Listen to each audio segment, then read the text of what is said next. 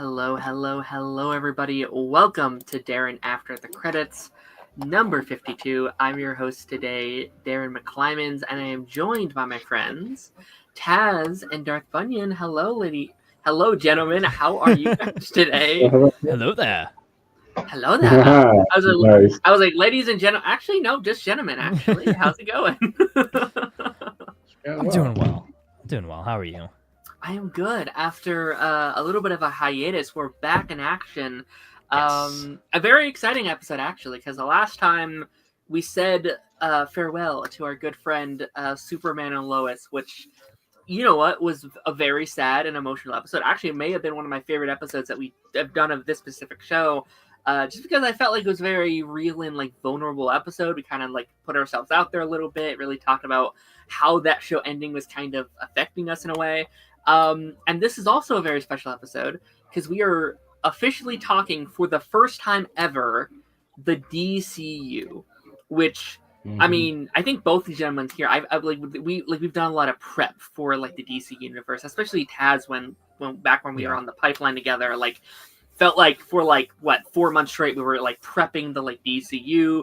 We talked about that Superman announcement. You know, like I think it was shortly after like the DC was announced, but we talked about like the Superman casting, the Supergirl casting, a lot of those kind of things. How about you, Darth? How are you today, buddy? I'm doing good, thank you. I'm doing good. I'm loving the first foray into the universe. I think it's very good, so I can't wait to get into it. Yes, no, like it's like I have many thoughts on these first couple episodes that I'm excited to kind of dive into and kind of get into more like the nitty gritty and stuff. But like, it is just nice to like have it here. Like it's arrived, and I think like no matter how you feel about the show, I know some people like it, I know some people don't, but like it's here. We get to talk about it. I think that's really fun, and we're getting the Superman trailer this week. It's like I don't know. Like I had a thing today where it's like, whoa, we've made it. Like after what is now almost coming up on 2 years next month since it's been announced, we can finally see some physical something from this universe, and I think that's very fun. Yeah, it's enough of the kind of tell me without showing me phase, and now they're actually getting to show us what they've been cooking up behind the scenes for the last couple of years, and we get kind of, like you said, our first kind of foray into the action. Like we get to see where we're picking up, and I think I, along with a lot of people, were somewhat surprised by how much we still feel the remnants of the old universe going into the brand new universe, but I think it makes a lot of sense, especially with what James Gunn has said about where we pick things up with the Superman film being kind of a lived-in universe. I agree. Yeah, no, I think it's fun to just. Again, I don't know how much I want to say at this point in time because we have that show to go, but yeah, I'm definitely very excited. Jeffrey in the house. Hello, Jeffrey. Hope you're doing well. Yeah, I think we're going to be hopping into our first show here, which is not Creature Commandos, actually. It's a little show called The Skeleton Crew.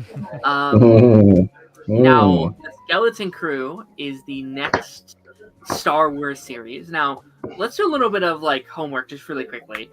Now, me and Darth, we covered every episode of The Acolyte. Now, I feel like me and Darth felt like slightly different on it. I think Darth liked it a lot more than I did, right, Darth? Oh yeah, you really loved it. Loved it. And Taz, you weren't here for it, but you also really enjoyed that show, right? No, I loved it. I made a whole like love letter to the show video. So, yeah. I thought that it was a great kind of diversion from what we normally get as far as Star Wars series had gone and Star Wars stories had gone. It was trying to tell something new in an era that we hadn't explored outside of novels, which was the High Republic era. And I just think that the way in which it was advertised and the state in which it came out, it definitely opened itself up for a lot of unnecessary hate. And I think that Disney, being very reactive to that, was quick to shove it under the rug and Right. pretend like it never happened, because there was such that vocal minority of people that were outraged over the show. But if you kind of looked a little bit deeper, there was a very tight-knit group of people who really enjoyed the show, and I think the general audience member enjoyed the show, or at least would enjoy the show if they were given the opportunity to watch it, or given the opportunity for it to continue past where it was. I agree. Like, I feel like I liked it slightly less than you guys did, but like that show left a bad taste in my mouth. Not because of the show, but the community around the show, or like the greater Star Wars fandom. Like, I kind of came out of that show and I said, this was okay. Not my favorite thing ever, but I don't think there's really anything wrong with that. Like, I thought it was okay. But like, people were furious. Like, you could not bring this show up without just you being like, no, I hate it. It's the worst thing ever. And I think when you have those people, when you have like the actress getting bullied on her birthday because they don't like that show, when you have I had friends who were talking about the show and like they were getting messages telling them to like kill themselves and all these things, and it's like that kind of turned me off. After it, I was like, I don't know how much I want to be into Star Wars after this show. Like, I'm very casual Star Wars. I'm very like, I watch this stuff, but I don't put too much thought into it. And we can talk about that in a second here. But it's like, I don't know if I want to watch this upcoming Skeleton Crew show. But I was like, no, let's give it a shot. Let's talk about it. And I will say, I really have enjoyed these first 3 episodes of Skeleton Crew. I've enjoyed this a lot. Let's start with you, Taz. What was your thoughts on like the first couple episodes? Like, what was your kind of like grand kind of introduction to it all? Yeah, so initially I again was kind of one of those shows where I avoided a lot of the marketing. I didn't want to have kind of any preconceived notions coming in. So I didn't watch a lot of the trailers. I didn't really watch any interviews. I kind of just had an idea of what the show was going to be. Just kind of synopsis-wise, it was basically just Space Goonies is what, I was told. And I was like, okay, that sounds like a fun concept. First episode, and I was hooked. Like, I was hooked from the first episode. I think it's a fun show. I think it's a cute little show. Like, I think there's so many aspects of it to connect to, and different parts of the Star Wars universe that we've never seen. Like, before seeing this, I didn't think I wanted to see a Star Wars neighborhood, or like how the kids go to school and like deal with, real world problems, like, oh, I didn't study for this test, or oh, those kids are so cool, they've got a cool bike, like that kind of thing. Like, I didn't think I needed that from a Star Wars show, but it did the hook right. It gave you an aspect of this universe that you've not seen before, but something that is instantly recognizable and something that you could instantly connect with if you were a kid who grew up watching Star Wars like I did. Yeah. Like, doing a fake lightsaber duel with your buddy at the bus stop. That's something that you would just do. And I think that was a great aspect to have on it. But then obviously, leads into this larger adventure. They find this ship that's crashed on their planet, and then you start, seeing the, kind of mystery of the planet unravel, as well as the mystery around, where the ship is from, where these kids are headed, that sort of thing. They bump into Jude Law's character. There's a lot more kind of underworld pirate adventure stuff going on too, a lot more than I thought. The show opens with kind of a gruesome like mutiny scene, which I was not expecting. I was expecting it to be completely kid friendly, but I would say it's maybe about as kid friendly as the Clone Wars, and do that, or take that with what you will. But yeah, from the first couple episodes, and then especially episode 3, I love it. Like, I'm here for it. I think again it puts us in an interesting corner of the Star Wars galaxy. It puts us in that the New Republic era, so in between 6 and 7, kind of where the Mandalorian takes place. All of that's in there. So I think it's a fairly unexplored era. And I think, again, as well, this show, if you're looking at it from is it going to break canon? Is it going to break lore? It's very inoffensive in that regard. It's just kind of a fun little pirate story that has these kids that are mesmerized by what's out there because they've been kept so sheltered from the rest of the galaxy on their home planets.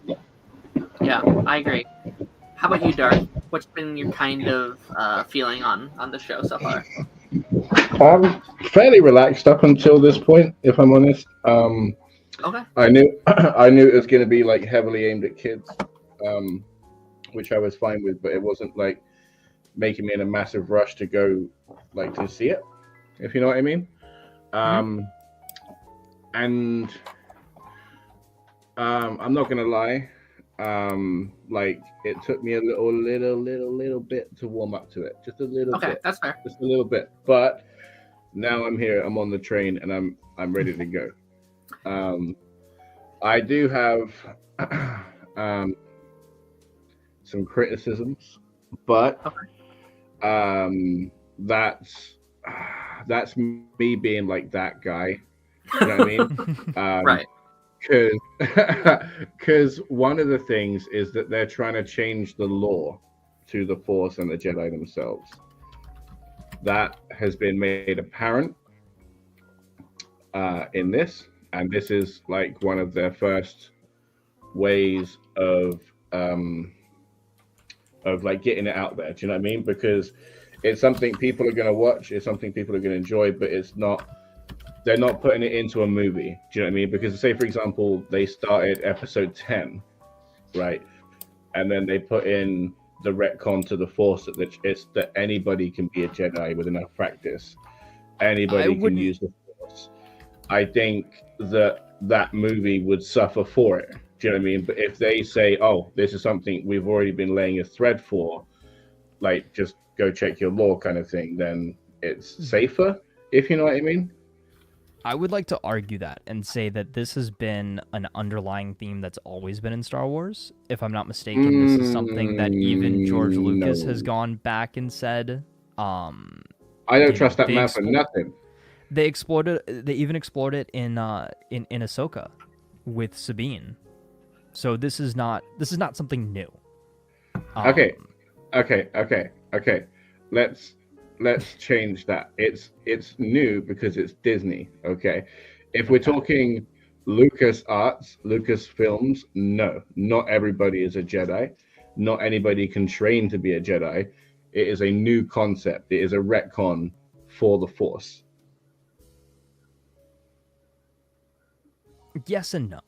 I would say in the aspect and in the ways that they are exploring it now, yes, I think it is new the way that they phrase it. Whereas, like, okay, anybody can have the Force, anybody can be a Jedi. They're basically saying if you practice long enough, anybody's got telekinesis. Yes, but I think it takes some liberties with the whole, like, the Force flows through all living beings, right? Yeah. Yeah. But again, I think that it's something that was never necessarily explicitly stated one way or the other. And I think that we've kind of gradually gotten ourselves to that point where it's believable enough.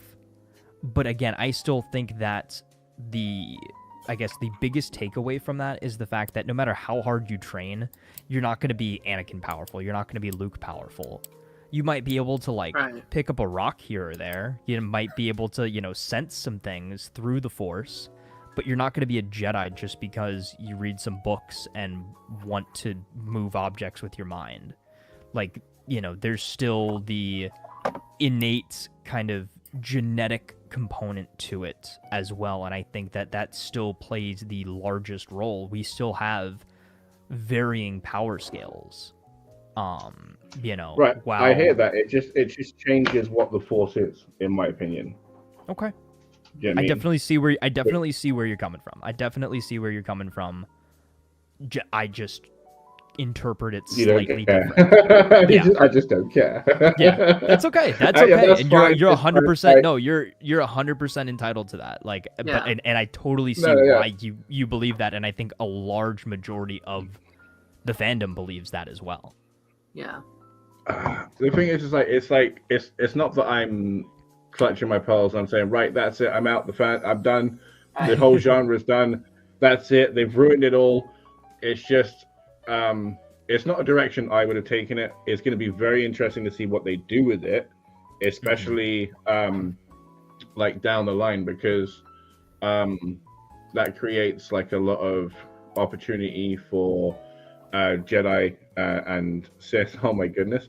In the next trilogy coming, even if we don't explore the Tanner Law stuff with Cal Kestis and their potential offspring, Right. I will say though, I wonder if it's something that is new for them or always the case, right? Because as we know, and has been shown to be the case, Jedi are very gatekeepery with their community, their religion, and who they let in and out, right? So it's and even to the point where, like, if you didn't pass their trials, they kept you around as a farmer or an engineer or whatever. Like, we could still make use of you. You're just not going out into battle or becoming a teacher. You're done. Right. So like, right. Like with these kind of people, like that, like you say, wouldn't have like Jedi Guardian like or consular like level talent. They would just be like subjugating and stuff, but we haven't heard of that. So I'm wondering if it's something that they're just going to start from now, that like people are starting to hear about and like start to work out. Because as we've seen with this, they're setting up like the mythos of like the Old Republic before they take us there. Do you know what I mean? Like we've seen the High Republic era.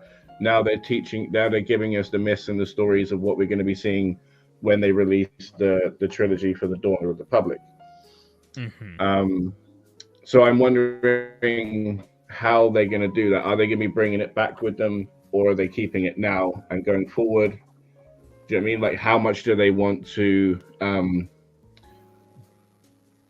like rely on this and bank on it?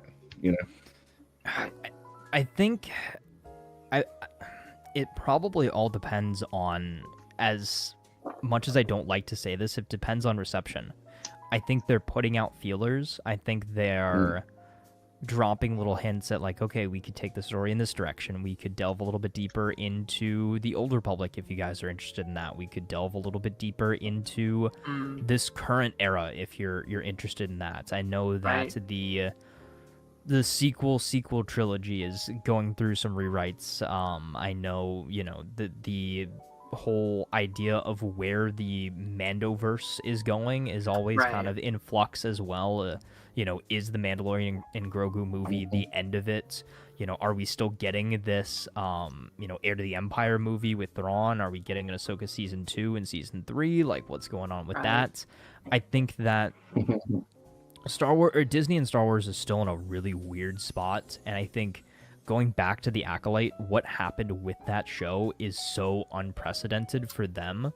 Like, I think a critical failure like that hurts them even more than the sequel trilogy of movies did. Like, there were vocal people that did not like those movies, but they still made a ton of money. Is that the first time that's happened, where it's like a Star Wars project that didn't get like an ending? Like, I feel like all of them have got... this is the first like big like real like technical flop in Star Wars. Yes, but again, there were sects of the fan base that enjoyed it, like myself. But again, and Darth as well.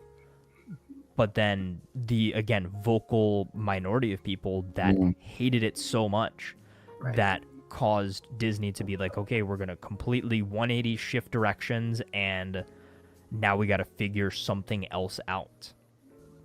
Like, do you think that maybe in this show, instead of referencing the Old Republic, maybe in certain versions of it where we were getting an Acolyte season 2, were they referencing the High Republic era? Were we getting Darth Plagueis references and stuff like that? Potentially. I wonder if if that was the case, if the treasure would still hold enough value.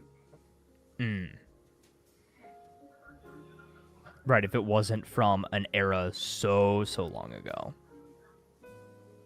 Yeah, I see that. That. Yeah.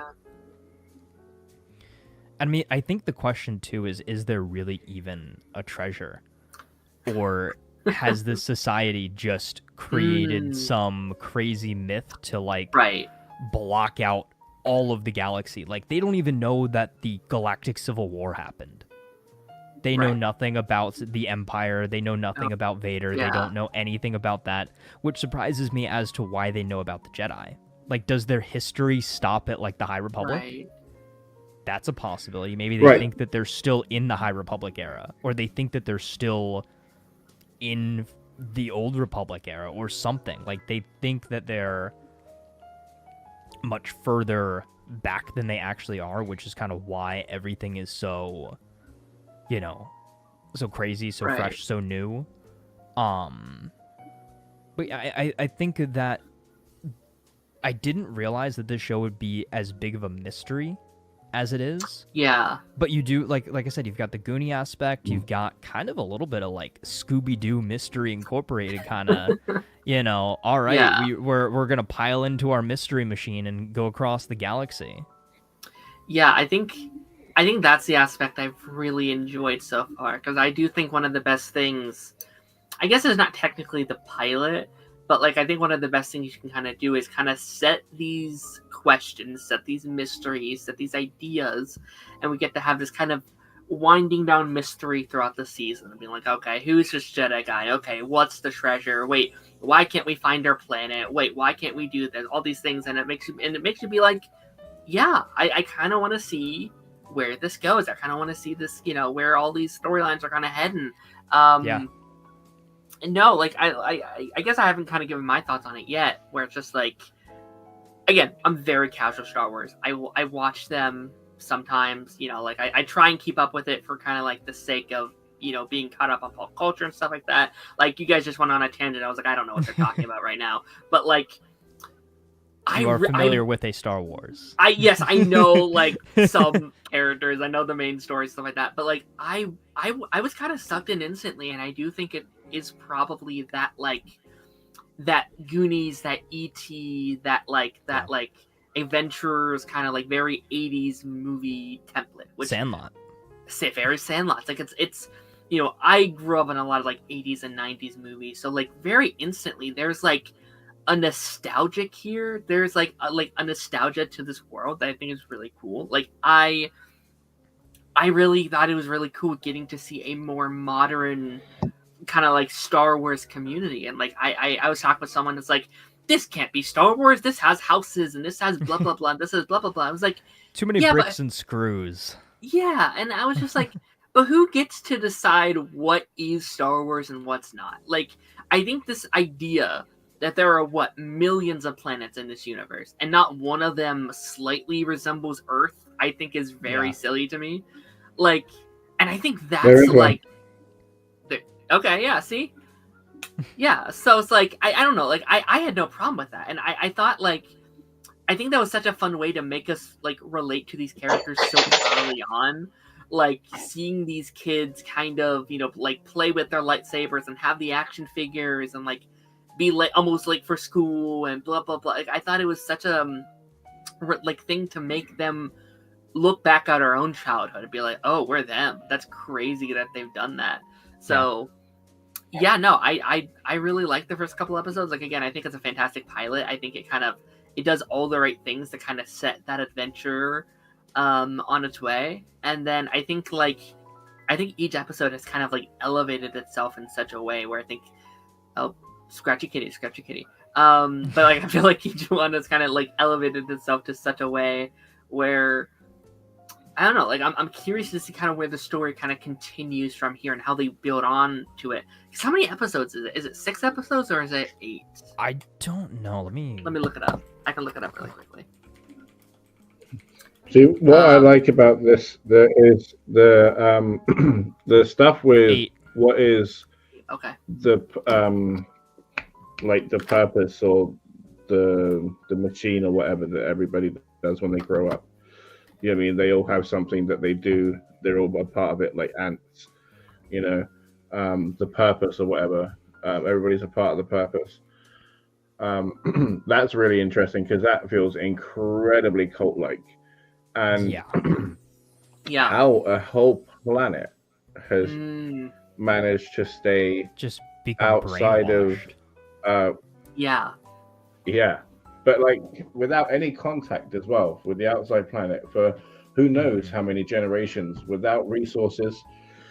You know what I mean? They have superior technology that obviously can't all be serviced and functioned or built from like the planet that they're on, really. I mean, it needs to come from somewhere. So yeah, it's very, very interesting, and especially as you said, like the education is. Okay.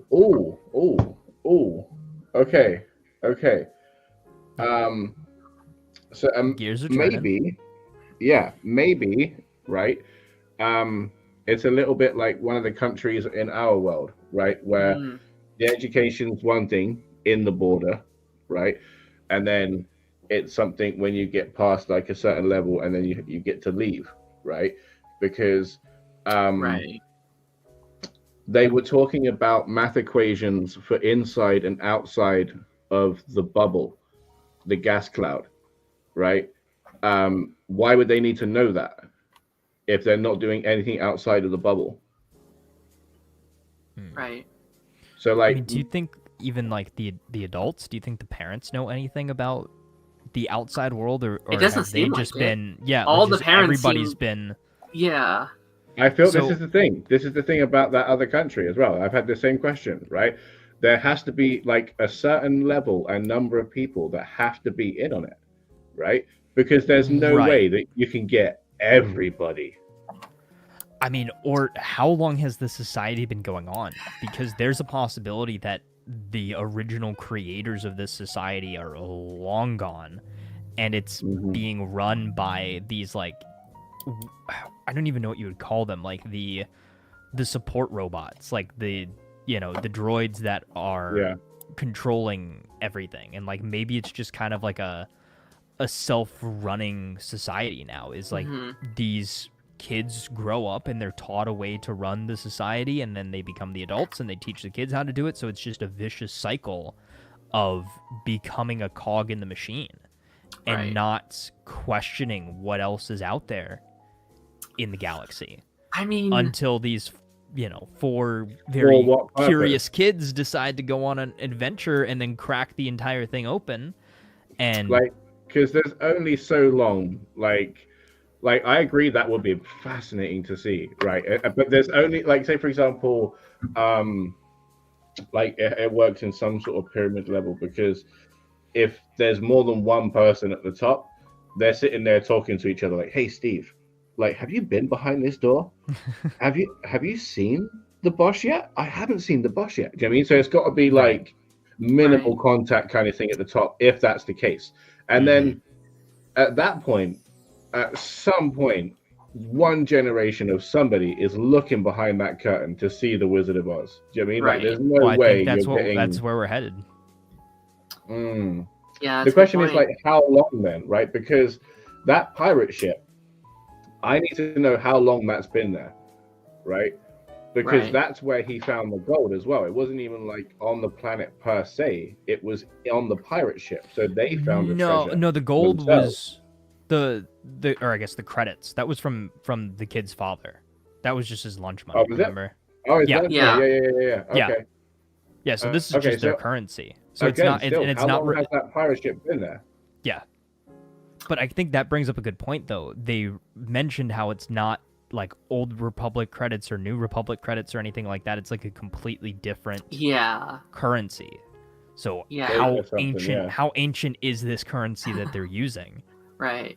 That cracks this whole thing open. Like, you're 100% right. Like, how deep does this mystery go?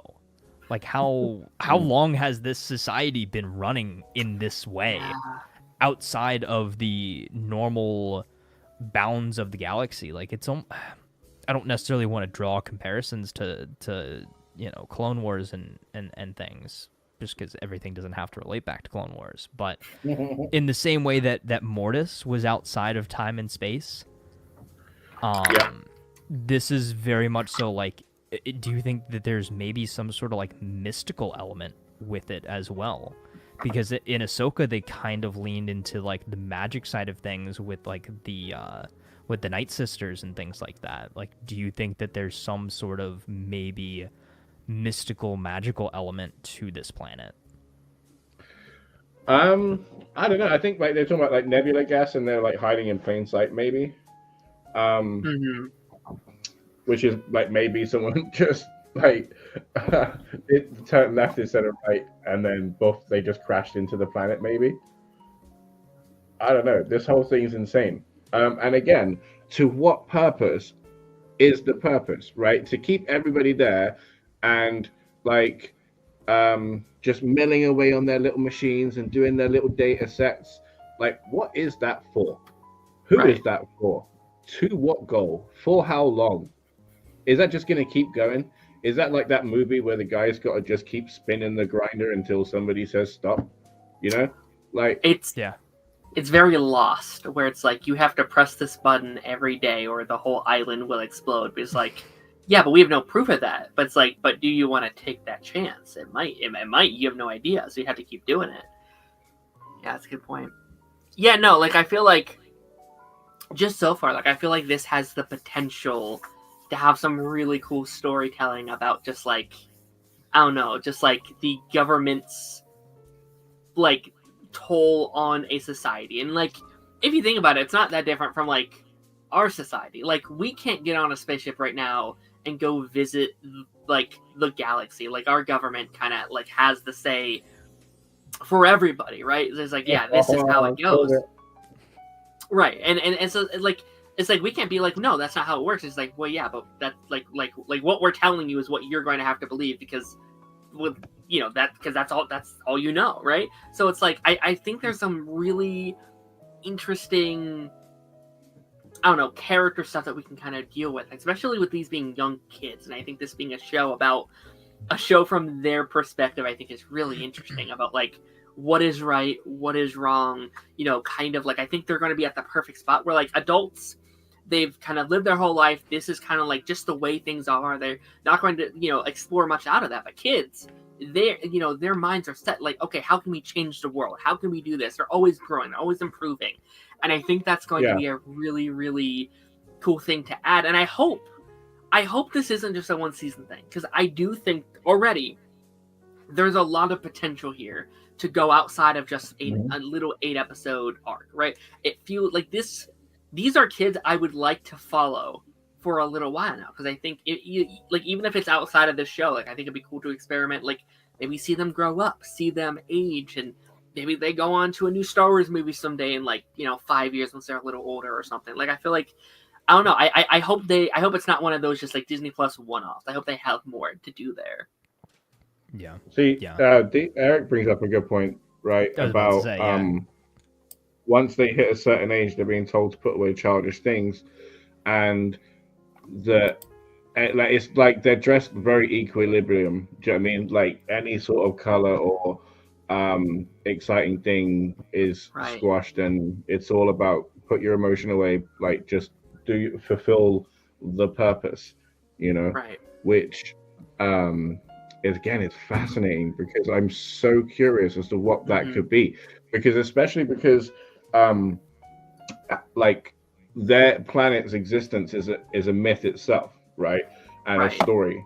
So who knows the real reason as to why it was concealed in the first place? It could have been for that reason, to protect this 5 to 7 gems or however many it was, or it could have been like something like with the Starforge or something or whatever, where it's just like, okay, we're going to go do our thing over here in the galaxy, bide our time and build our power, and then once we finally got the knack, and then bam, we're coming out full force, And it could be something as they're literally just trying to find the science in the magic, and find the numbers of how to get to like immortality or something like that, or bring forth like an ancient Sith Lord or something like that. You know, it could be anything. Yeah, I'm gonna kind of piggyback off of what Eric said and what you said and everything. So I like the idea that this whole society has been created as, like he said, is very on rails. Like there's a specific task at hand. I can't remember what they called it, but like the great purpose or whatever, right? So they have this great purpose that they are, from a very young age, as we see with the kids in school, they have to, you know, pick their career path on how they're going to serve the greater machine. Again, like I said earlier, a cog in the machine, how they're going to serve the greater purpose. Yeah. So this goes back to whoever founded the planets or the ancient rulers of the planet. Again, whether that be High Republic era, Old Republic era, and this is a hidden planet. And I think that this kind of also ties very much so back into what kind of hidden planets do we know about in Star Wars. They have very magical style connections. Like I mentioned Mortis. Darth, you mentioned Tanalorr from, Jedi Fallen Order 2. Or Jedi Survivor, might I say. So, like, do we think that it's related as a, you know, is it like a Force Nexus planet? Does it actually have some sort of hidden Jedi temple that we're unaware of? Maybe that's why, kind of playing into your idea of, you know, how you don't like how, okay, everybody can use the Force now. Maybe if this is a sort of like a Force Nexus style planet, maybe they've just been growing up on top of a, you know, very powerful light and darkness, magnet or something, you know. Would that change your opinion if that is the reason why this planet is here? Maybe if that's the case, I would be fuming that the dad didn't force lift his son off of a spaceship, because that would just be this full reaction, just get over here. But no, that is interesting, especially if they are funneling it in a way that it wouldn't be permeating through like the planet like it normally would. Do you mean to kind of to do something else, you know, because that would be fascinating. Maybe kind of like passive force. I don't know. It can't. I'm going to be really upset if it's a case of like the originals were just like the OG pirates, you know, and then they stole a whole load of booty, and then like they found a way to just conceal a planet, and then like, right, we're just going to share it, everybody, but we can only share it in this specific way, and we all have to co-sign and put our weapons away. In a lot of ways, that sounds like maybe the more likely option. I know we kind of put on our tinfoil Star Wars theory hats, but I definitely like the idea of it being very much so related to the Force. There's this whole thing going on with Jude Law's character that we never even really talked about. He's got the Force, but he's not a Jedi. Is he just like a Jedi reject dropout or something? Or is he just a guy that discovered that he can use the Force? What's going on with that character? Where does that lead us? You know, are any of the kids Force sensitive? Are all of them Force sensitive? Is that how they all kind of wound up with that ship? Again, if it has some ties to some sort of Force nexus or, you know, being of great Force ability. That's right. I don't mind there being Force sensitive people. It's just the idea that like everybody can do it. Yeah, sure, that's fair.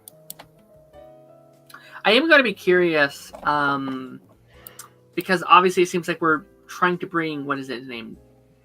Jod? What is it, like Jod? Yeah. Nowwood, I think is like the Jedi's name or something. I'm curious, like, it seems like we're taking him to our planet, right? He's going to try and get us back home. That's kind of, I imagine, the course of the next couple episodes. But I'm curious, because I do feel like there's going to be some kind of connection that he's going to have to this planet, or there's going to be something, and I'm curious, like, what those conversations are going to be like between him and the children, It's like, is he like, oh, things aren't supposed to be like this, or like, oh, it's weird that you guys do this or something. Like, I think those conversations are going to be really, really interesting, and I'm excited for them to bond, because I have a feeling that's going to kind of be. It's probably going to be like a very like Mandalorian-esque thing where he kind of bonds with these children. He becomes like their maybe father I shouldn't figure.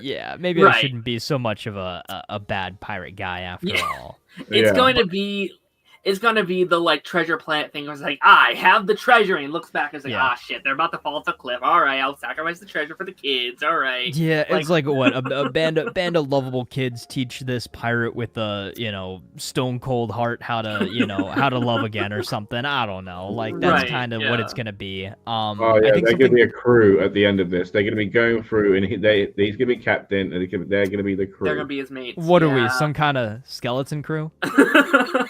All right, I'm done. That's it for me tonight, guys. I am out. The skeleton crew literally has to be about the dead bodies. There has to be nothing.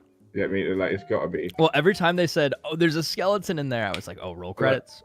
Roll credits. What did you say? Did you say skeleton? I genuinely think. Like, he has to go from one prison to another. Do you know what I mean? The second he lands on that planet, he's going straight into prison.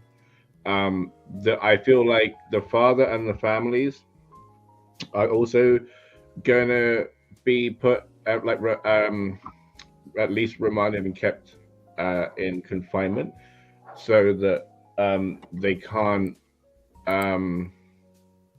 propagate the idea of leaving. Do you know what I mean? It's like, it's just the regime and the status quo remains the same. You know what I mean? Because, like, as they were saying when the father was taking off his glasses, any traffic in or out is unauthorized. Right. You know what I mean? So even them coming home, as desirable as it will be for everybody, is going to be a problem. So I think that once that happens, the Jude Law is going to be the match to the kindling of what the regime is. Do you know what I mean? It's got to be made with tissue paper at this point. Like how they're getting everybody to still go along with it after this length of time, God knows.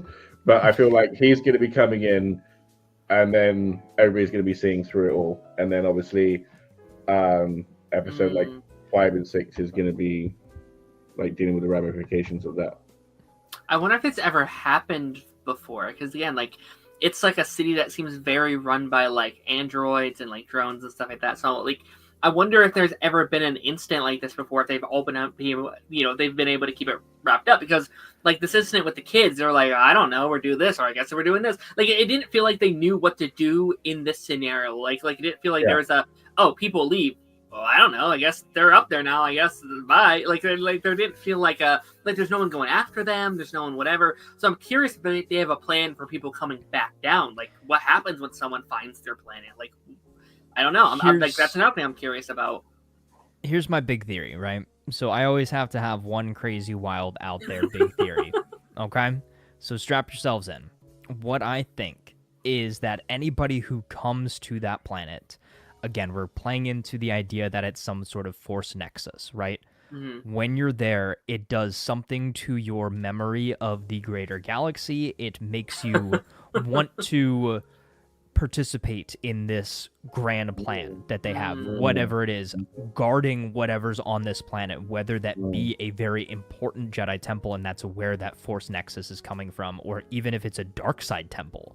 Maybe that's why we're all kind of in this very much so on rails society. Everybody has their place, everything is in its place, and that sort of thing.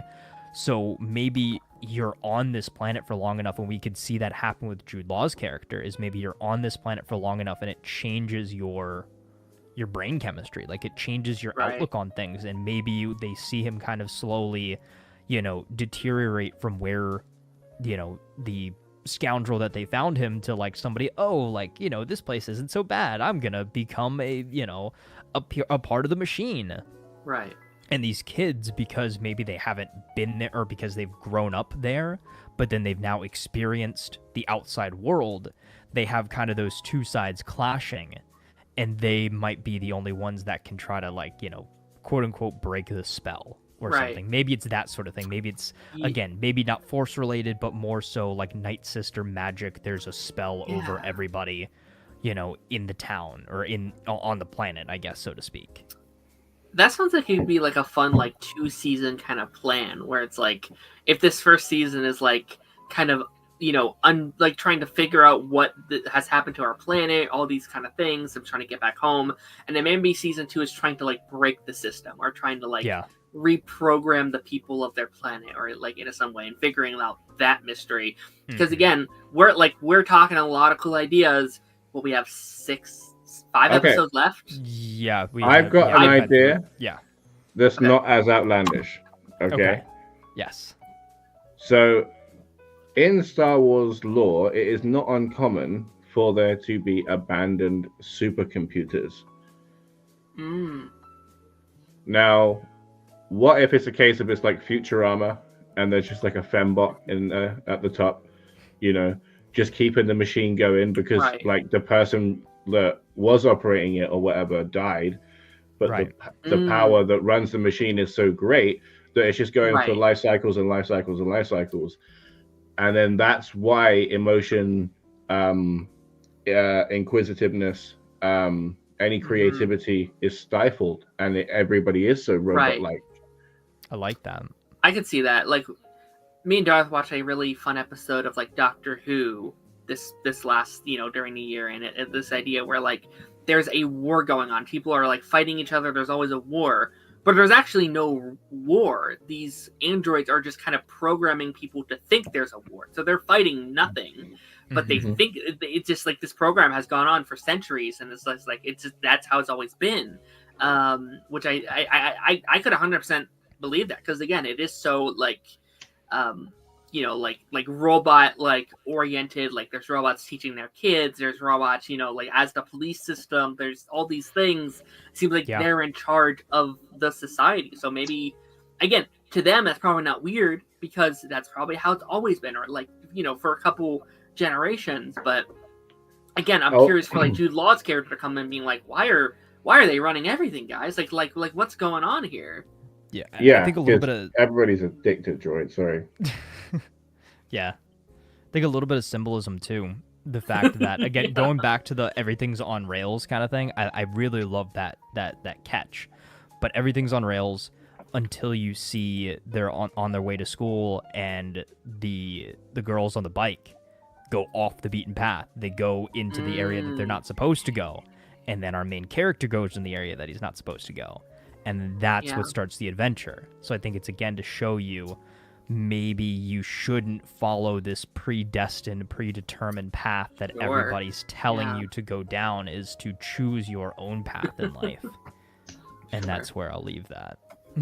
I will say, and I think this is a good transition, and this is not a criticism, because I do think they're very likely that this will get fixed the more we spend time with these characters. But I do think the characters are probably the weakest bit of the show so far. Not because they're bad characters, but I feel like I don't know them yet, right? Like, I feel like they're all kind of very, like, cookie cutter, you know, like, kid characters in TV shows, right? Like, I feel like they're all I don't know any of their stereotypes. Very stereotypical. Like, yeah, you have, like, your lead kid, and then you have, like the strong, tough girl, and then you have the silly sidekick. And then the other one, I feel like I know nothing about that other one. Like, I feel like she's like, again, the sciencey, like everything has a logical explanation. Right. Yeah. And again, not a problem right now. But if by the end of the season, if I still feel the same, I do think there'll be something like, yeah, okay, that was one of my problems with the show or whatever. Right. Still entertaining, have no issues. I think Jude Law's character is easily, you know, the most interesting character thus far, which makes sense. He's a Jedi, right? Or a fake Jedi, I guess. He's a pirate. Guess that's another he said it. Yeah. He said no. He already said, like they said in episode 3, they're like, you're a Jedi, right? He said, technically, I never said that. Right. Yeah. Gotcha, he's a Force user. Well, and yeah. I know you don't like that. The fact is, like, the dude was in prison and he gained a superpower. Like, what the hell kind of, like, Who's to say he didn't have the Force beforehand? I'm fine with that. If that's the case, fine. Like, if there was like an inkling there, do you know what I mean? And then like he grew it, cool. Do you know what I mean? But if he was just sat in prison and got tired of reading Moby Dick one day and thought, you know what, there is no spoon. I didn't then I'm gonna kick up a stink. Okay. Yeah, no, I didn't necessarily interpret it like, okay, he decided to study the Force while he was locked up in prison. I just think that you know, his innate Force ability was just a thing he's always had. I read and that's why he was originally the captain. I think that kind of maybe, you know. Yeah, that's what I think too. Is he could maybe rule over people because it's like, oh, this is the Force user. Like, okay. No, I know. I read into it because obviously what we know behind the scenes, we know the kind of narrative that they're trying to push, like since episode 9. So like, I'm like, yeah, I kind of see what you're doing, you know. I do also really like the like pirate kind of like not narrative, but like the pirate side of the show. I think is very fun. Like I think that was something I was not expecting that for them to dive as deep into. Yeah, I think that whole opening scene with like oh, I can't wait to see what the treasure is, and then it's just a one little thing. It's like, all right, get them, boys, kind of thing. Like that feels fresh to me. That feels very fun. This is probably a lot of Star Wars, and I just kind of don't pay attention to it. But I do love how like I don't know, just how like creative this all the creatures seem to be in the show. Like we're really having fun exploring different creatures and how they look. Like I think there's a puppet one. I feel like, oh, we haven't had a puppet in Star Wars, I feel like, in a while. Like that's fun. Maybe we haven't, I just don't remember. But you're right. Good. Like they have not done a lot of unique creatures in a while. It's been either a lot of very humanoid characters that maybe we just paint somebody's skin green, or you have some CGI creatures, but like they're actually going in and doing a lot of practical creatures. Like I think what's his name, like the Wolfman, like Brutus, he looks really cool. Yeah. I think the kid that's like the blue elephant, like he's cool. awesome. And if you saw, there was a little behind the scenes thing that they posted practical, where they're talking about it's practical, and they've got really cool. a guy offset that's like controlling the trunk with like a RC car remote. Like it's all practical there. He's literally my favorite character so far. He's a lot of fun. Yeah, I'm kind of waiting for him to snap at his friend though, because I feel like it's coming. He's like he talked about it last time. He's like, you told me that we wouldn't get in trouble, and now we're in outer space. Like I'm waiting for that thing to happen. Be like, you know what, man? Screw you. I shouldn't be in space right now, bro. I'm supposed to be in bed. Like I'm supposed to go to school. Like I'm waiting for that moment. Probably like the penultimate episode where they fight and then they have to come back together in the final one as these stories go. What's to say that Jude Law isn't the obvious villain of the piece, as well as the parents, and they all thrive off of the main character kids. I forget his name, not Neil. Mel. I have Cash right here. Hold on. Wim. Is that it? Wim, yeah, Wim. Yeah, that's it. I feel like he's gonna be like infecting them with the desire for travel. You know what I mean? Like being out on the road is gonna make them go, you know what, this is great. Why are we going home? Like everybody lied to us. Home sucks. We don't even see the stars at home. Like, why are we going there? Let's get out of here. Yeah, I love that. He was like, we're out.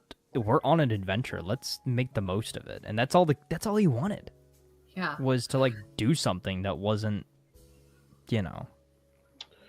again, part of the machine. Okay, question. I'm so 50-50 on this, right?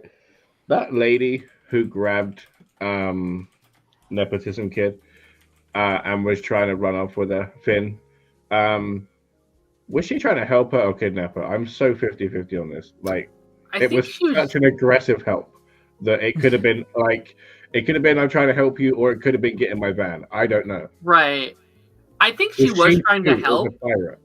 I think she was just so afraid of kids on this planet. Like, it seemed like that was not a kid-friendly place for them. So, she was probably like, no, you cannot be here. Let me get you out of here. again, I don't think we're ever seeing that character again, but like maybe there's a situation where maybe she had first-hand experience what happens to kids here or whatever. She's trying to help them out. I didn't read it as like a weird thing with her. Like I didn't see her as being a like villain or anything, but I can also understand why you would say that because it was very aggressive. Yeah. But yeah, do we have any kind of like final thoughts on these kind of first 3 episodes? It's airing as we speak, so everyone's watching. Actually, everyone's probably finishing up the episode right now. But let's do a little live. Let's see actually how long this episode is, because I think these episode lengths have been good for the show. But again, I think that could be another criticism, is they are still shorter. Like they're like around like the 35, 40-ish minute range. Okay, yeah. So I was right. I was right. Okay. So, you know the alien that kind of looks like the security guard from Star Trek? 38 minutes, by the way, for this week's episode. Okay. Sorry to interrupt. Right? No, you're good. No, you're fine. The pirate, right? With like the stretched out skin a little bit. Vane, he was in The Mandalorian. So there's your timeline. Yeah, you're right. There was one of the pirates was in The Mandalorian, and I think he's one of the guys that gets killed by Mando in season 3. Yeah. While they're trying to help Grief Karga. Yeah, because they invade the homestead or whatever you want to call it. Yeah. He's had a problem with him. Yeah. Yep. So this is pre Mando. What if the Skeleton Crew kids meet up with little baby Grogu? I will say, the elephant and Grogu will be great. Neil. I will say, if we are seeing these kids again, they have to hurry because this was filmed 2 or 3 years ago. They're not going to be kids. Yes, this was filmed, I'm pretty sure, at least 2 years ago. No, which means I swear this. Maybe no? Am I wrong? A year, maybe like a year and because it was pre-strikes at the most. They filmed pre-strikes. Yeah, no, maybe you're right. Maybe just the last couple of years has been so jammed together. Like it feels, I don't know. Either way, they're not going to look young forever, right? Like kids grow fast in Hollywood. Like I mean, and maybe that's the point. Maybe they want them a little older if they do a season 2, but like we soon will be looking at a Stranger Things situation where they're like 45 years old and they're playing high schooler still, or just like they'll be the real Skeleton Crew. They're gonna be skeletons by the time season 2 comes out. Started September 22 and wrapped January 23. Okay, so it's been 2 years. Yeah, almost 3. Almost 3. Yeah. Wow. Yeah. Okay. Strikes ruin things, man. Like the COVID and strikes. It's been a rough couple years, but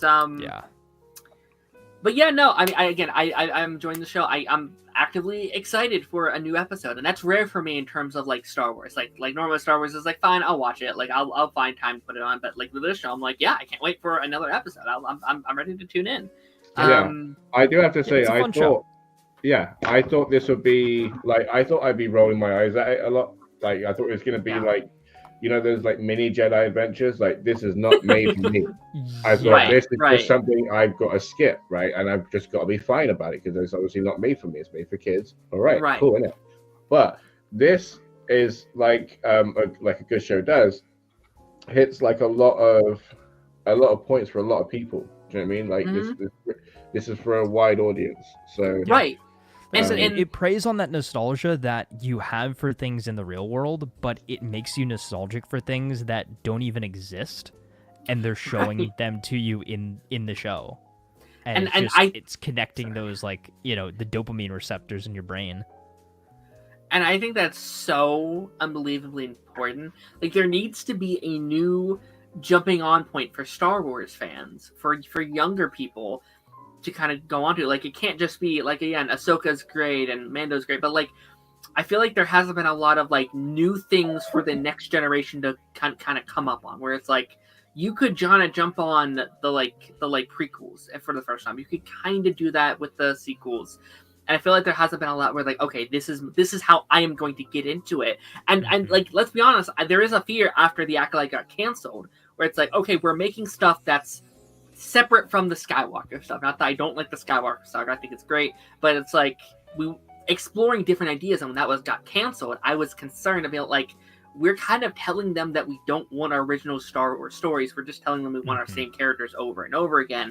And so you got a whole different rabbit hole with the sequel movie and the Rey trilogy, and that's maybe kind of sort of still connected to the Skywalker saga. So like, I mean, we have the Rey movie, we have the like Mandoverse movie that we're getting. We're apparently getting what Star Wars is episode 10, 11, and 12 that's going to be connected to the Skywalker saga. Yeah, but like, is that related to the Rey movie or that's what I thought. Like, I thought that the Rey movie was its own thing, and then now they're reformulating it into episode 10. I kind of hope that's what it is, but I've heard like from what I understand conflicting things. Yeah, I hope it. I hope they carry on with Rey, honestly, because that makes more sense.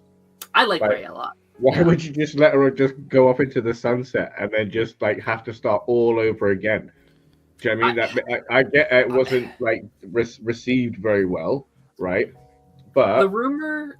I think you needed to let the Skywalker saga rest for a lot longer.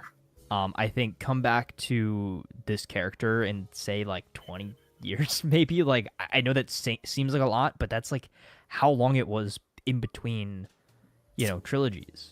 So I think just focus on different eras. Like we've got like I said, is this Mandoverse era where we're still have certain things that are connected, like Ahsoka and stuff like that. But then you've got a ton of new characters. Then you go back in time to the High Republic with the Acolytes, and then even further back in time with the Dawn of the Jedi movie and that sort of thing. Just explore all of these different areas and eras of the Star Wars canon that we have the complete freedom to explore. Like, Disney owns all of Star Wars. Like, we don't just have to keep going forward. That's what they were doing in different medium 20 years ago. But then they just lost all of their conviction. And that's my main issue with Disney at the moment is this, like, they have a vision, they have a story that they wanted to tell. Do you know what I mean? And the second a small amount of people just started kicking up their stink and throwing their toys at the pram, they changed it. And then they had to go in a whole other direction. Right. And they might land it, they might do well, but it's still ridiculous that is the case. You know what I mean? Yeah. But I agree that they should be absolutely all over the place because they have enough of a board to play with and a million different pieces that you're right, they don't have to touch a Skywalker saga. I'm just saying if they do episode 10, just to give it the through line, I would still have my person be Rey, is all I'm saying. Do you know what I mean? Because otherwise it would just feel completely disconnected. And then it'd be like, hi, this is Supernatural season 13, but hey, who are these two people? We don't need to create like the long lost Skywalker or anything like that. Like, just continue with what we got, and the rumor I heard, and again, you can't believe all the rumors. I just try to keep up on all the stuff, when they come out. The rumor is we're getting the Rey movie, and that takes place kind of where we kind of left it. And then 10, 11, and 12 is like a massive time jump. Rey's old and stuff like that. And like, again, I don't know. Rumors are going to rumor. I don't pay attention to it too much, but like, she's this like Obi-Wan Kenobi kind of character where she's kind of guiding the main hero or whatever. So, do you know what should happen? Right? Go ahead. What it should be is Star Wars Episode 10, The Jedi Rise Again, right? And it should be Cal Kestis and all of his people coming back from Tanalorr and just creating the new Republic. Yeah. Sure. You love Jedi Survivor, don't you? Oh yeah. but that created like a whole way that they could like legit have a whole bunch of Force users outside past Luke Skywalker and the genocide. Do you know what I mean? Yeah. Which is phenomenal work. I think it's a great idea, but are they gutsy enough to bank their next trilogy on a video game? I don't know. Considering that the lead character is Cameron Monaghan, or how you say his name, I think so. He is charming. I think Cameron Monaghan's great. I think, however they wrap up that third game is going to be awesome to see. I hope that they bring him into whether it be Sorry. the TV side of things. Third game? Wait, what? There's a third game? There's a third game? I mean, there's going to be a third game. There is? I would assume so. I from what I heard, or from what I know... Don't get his hopes up, Taz. Don't I do think that there's going to be a third game. I think You just Jedi started Survivor a 3 whole exists. Christmas list. Wow. Cameron is great as... Yeah, 9 months ago from Reddit. Everybody loves Reddit. EA confirms Star Wars Jedi 3 is currently in development. Let's go. Breaking news on this show. Yeah. You heard it here, folks. Breaking news from 9 months ago. It's in development. It's in development. It's going to happen eventually one day after they stop making Star Wars Outlaws. Oh, don't even get me Was that started on good? Star Apparently not. Like, it could have been good, but it was so buggy and just like, it's not the fact that it was a Star Wars game, it's the fact that they had Ubisoft make the game. And I can go on a rant about Ubisoft games. But just A friend of mine's loving it, I will say. He's loving it. I've had some people Really? say that they also like it, yeah. Yeah. Interesting. Like, I haven't had a chance to play it yet. I But think I it's think one of those games that I'll play when it's like $5, like Suicide Squad Kill the Justice League was. Oh, that's Yeah. so sad. Yeah. But we're like big children, so the minute we see a visual Easter egg, we're like, "Oh my god, that's great! Yeah. Look over there!" Yeah, That's all we need. You know what I mean? That's it's it. gonna. We're sold. All right. Yeah, I mean, we're gonna hop into our next show here. I think Our that next shows show. us we could talk about Star Wars for. I know. 5 I'm gonna hours. have to keep you to it. Okay, but here's the thing. I'm very grateful for you being here, Taz, because when we were talking about the Acolyte, it was Darth going on for 30 minutes and me being like, not like no disrespect, but I was just like, I'm not into that world like that. If I would have known, I would have hopped in for the Acolyte stuff, dude. I was like just sitting here scheming and theorizing after every episode. Like, it was so good. This is perfect because so like good.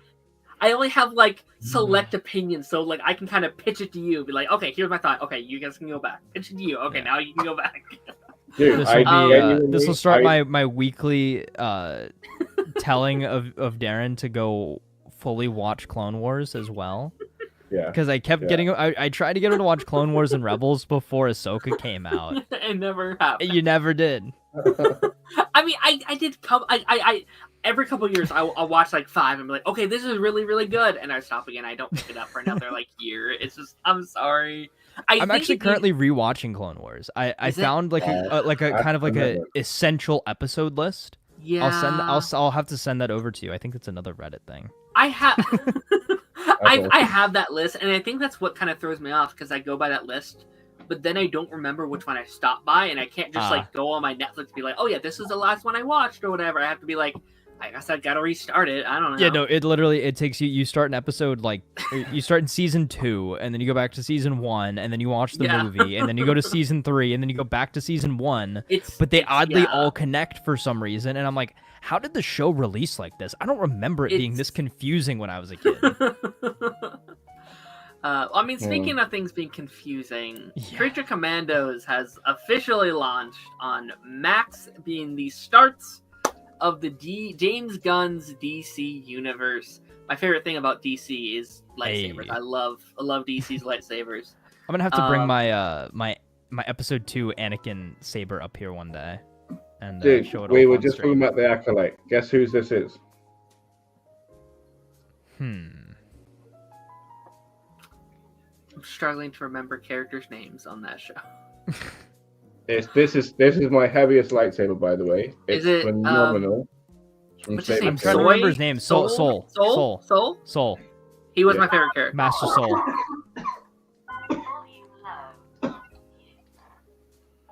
Whoa. Yo. Yeah. Nice. Yeah, this is the best thing. I definitely want to get Smilo Ren's lightsaber. Why, Darren? Why? Star Wars talk forever. No, not forever. I can't do it forever. Yeah, I'm sorry. Creature Commandos. I can take it for an Darren, hour take it and then away. I gotta call it quit, or I'll go. Take it insane. away. No. Take it away. No, Creature Commandos, man. I'm so excited that I get to start. Like, I get to cover this universe from start to hopefully finish, right? Like, I didn't get that luxury with the MCU. I didn't get that luxury with the Arrowverse. I didn't get that with the like the DCEU. But I'm happy I get to be here like day one, basically, to jump on this bandwagon. I mean, I was there day one. I launched the pipeline a couple weeks before the like big announcement of like their whole slate. So I was there day one, and I've basically talked every step of the way, every announcement, every whatever. And so I'm very excited we get to do this. Darth, you are distracting me. I'm like a cat. I'm like, oh. I'm following your lightsaber. But no, I'm really happy we get to talk about it day one. Darth, let's start with you now. Now, you've only seen the first 2 episodes of Creature Commandos, but what is your kind of off the gate feelings on the first 2? Just wow. I genuinely didn't expect it to be that way. Like, because like basically my opinion is he can't be too outlandish with it. That isn't going to translate into reality, right? Right. The reason he started here is that he can set up expectations nicely, and then like come in with like a nice soft punch of Superman. Do you know what I mean? And a whole bunch of people to give you some that you're gonna like, some that you're gonna dislike, and it's gonna create like a nice friendly discourse amongst everybody, right?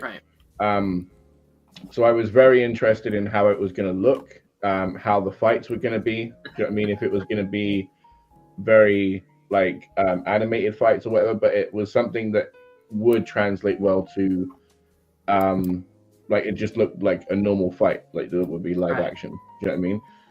So yeah, it's very, very, very good. And then what age is this, by the way? You mean like the rating? Yeah. I mean, I would assume it's R-rated. Yeah, like I don't know what what the equivalent is, but it's I assume one of the highest ratings you can get for like TV. Whatever, like 17 plus. Yeah, so it has to be high, right? Yeah, because like the whole Frankenstein TVMA stuff, apparently. Yeah, like there was bodies. Like normally when they show a Frankenstein, you rarely find somebody that goes beyond the amount of body parts needed. Do you know what I mean? You'll rarely find a person with a wheelbarrow that's very full. This guy just had like multiple women set up so Frankenstein can window shop the one he wanted. It was crazy. It was crazy. Like he went in hard. So why in the opening credits is the monster named Frankenstein? He's Eric. Yeah, I mean, yeah, because normally it's like Frankenstein's not the monster. It's the guy who Frankenstein made is him. the doctor. Yeah, he is the doctor. Yeah, but I feel like in the opening credits when they're going through like all the characters, they show the monster, and it's they call him Frankenstein, and I didn't realize that he was going to be voiced by David Harbour either. Yeah, I don't know how I missed that. He is also called Frankenstein inside the cast list here as well. So I guess he in this universe he is just Frankenstein, which I'm okay with. Like I don't know, because Frankenstein's not typically like. It's kind of like a common. It's a Mandela effect, like a misconception. Right. I feel like is people like, oh, the monster, it's Frankenstein, but it's Frankenstein's monster, not, you know. Yeah, that does happen over time with a lot of stuff, even phrases that we use today. You know what I mean? That's crazy. Yeah. So you're very, I would say very right. Yeah. This is something I was thinking about because it's like, I feel like there's always this narrative that like the doctor is actually the real villain of the story and stuff like that, and I feel like they kind of took this a step further because like I know we're kind of like jumping the gun like really early on, but it's like jumping the gun, James Gunn. Jumping the gun. That would actually be okay. James Gunn, take this idea. That's your podcast, jumping the gun. Yep, I like it. Okay. Well, sorry, so I have something to discuss after, but please continue. Yeah, no, like I think they kind of took like the idea that he's the monster in a different way. While it's like, I guess technically he didn't do anything wrong, but he technically, I think he took advantage Oh, he of did. her in He did. such a way where it's like, He did a bunch wrong. yeah, like grave robbing, corpse desecration, necrophilia. You know what I mean? Like, just because they're undead, it's still right. It's still a thing. You know what I mean? Like, there's a list this man did wrong. Right. Yeah, and I wonder if that's going to be something that we kind of unpack with Frankenstein's Bride kind of through the season, just like. But it seems like she definitely though still misses him though. She still has feelings for him. Yeah, but like I'm wondering if there's going to be a moment maybe towards the end of the season where she's like, "Oh, actually, he wasn't good for me either. He took advantage of me. He kind of like molded me." Again, we don't know everything, but he kind of molded me in the way that he wanted me to be molded for him. Again, that's a weird thing, like in general, being like waking up, being like, "Yeah, you're his bride now." Being like, "What? No, I'm not. What? I just woke up. What's happening?" And like I really liked the like visual cues of like most babies are in like the womb for 9 months. They get to like get all those feelings and things very slowly. Where it's like with her, it's like no, but it's all those feelings and thoughts and fears and pains all at once. You're feeling it all at the same time, and like I think like visually, you kind of get you attached. I think that character really quickly. You're like, oh my gosh, that's horrible. That's terrible. I feel so bad for her. Mm-hmm. I want to kind of backtrack a little bit to something, Darth, you said earlier, was just like kind of the fact that it's an animated series and everything like that, and how you had thought that the action sequences would seem animated. But I think that something that I kind of picked up on after maybe the first episode or so was the fact that, yes, I'm watching an animated series, but it doesn't necessarily feel like I'm watching an animated series. Like, if this was in live action, I'd believe it.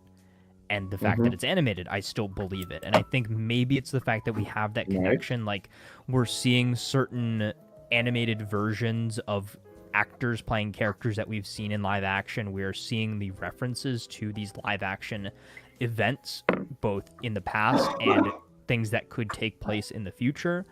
The fact that, again, we also have like big name actors attached to some of these voices, like Rick Flag Sr. Being played by Frank Grillo and things like that. Like you visualize and see these actors in these roles that we're going to be seeing them in live action eventually as well. And I think maybe this is kind of in, James Gunn's mind, and this is his vision of, okay, you don't necessarily, there's not a big separation between animated and live action. Animated is just another medium to tell a story in. Right. A medium in which we have a little bit more freedom. We don't have to worry about CGI budget. We don't have to worry about costuming and set design. We just have a story. We tell it. We get those actors in the booth. They record their lines, and that's it. And it's an easier way of telling those stories. It's, I think, kind of in a way like the difference between doing a video with a face cam and a video without the face cam. It's the same video audio-wise, if that makes it's the same idea. Yeah. I think you're presented in two different mediums. Because I was going to bring up that point as well. That it's like, say for example, it's not like Across the Spider-Verse. You know what I mean? Where you've got Donald Glover in an animated scenario. Right. I will say it was hilarious though, because you had like what looked like a live action picture of Zac Efron as the security guard. Yeah. That was funny. That was a great joke. But I think that's cool though in a way, and I think something was playing on TV too. In episode 3, that was live action. It was like a war movie, I believe, like a World War I, World War II movie. That looked like it was live action as well. So I think it shows you that there's no separation. Like, yes, we are seeing it as animated, but these characters are experiencing it in live action versus, like you just brought up with Spider-Verse, like those are animated characters. Right. That will then interact with live action things, but they are animated characters, and if they were to show up in a mainline MCU movie or show, they would be animated. Right. While these characters are live action, we are just seeing them as animated versions of themselves. So a few things. I want to answer DH1's question in a second. Yes, but, yes. How bad of a design is that poor fish lady's helmet? Do you know what I mean? Like, Yo, I thought she was should dead. not be out in field I on thought she was mission. too. Like, this is crazy. That poor lady. But I mean, I guess it was great because it blocked the bullet. I thought the bullet went through the helmet and hit her. Like I was like, oh yeah, I was like, oh dang, she's dead already. Crazy. Yeah. But yeah, quickly. Sorry, go on.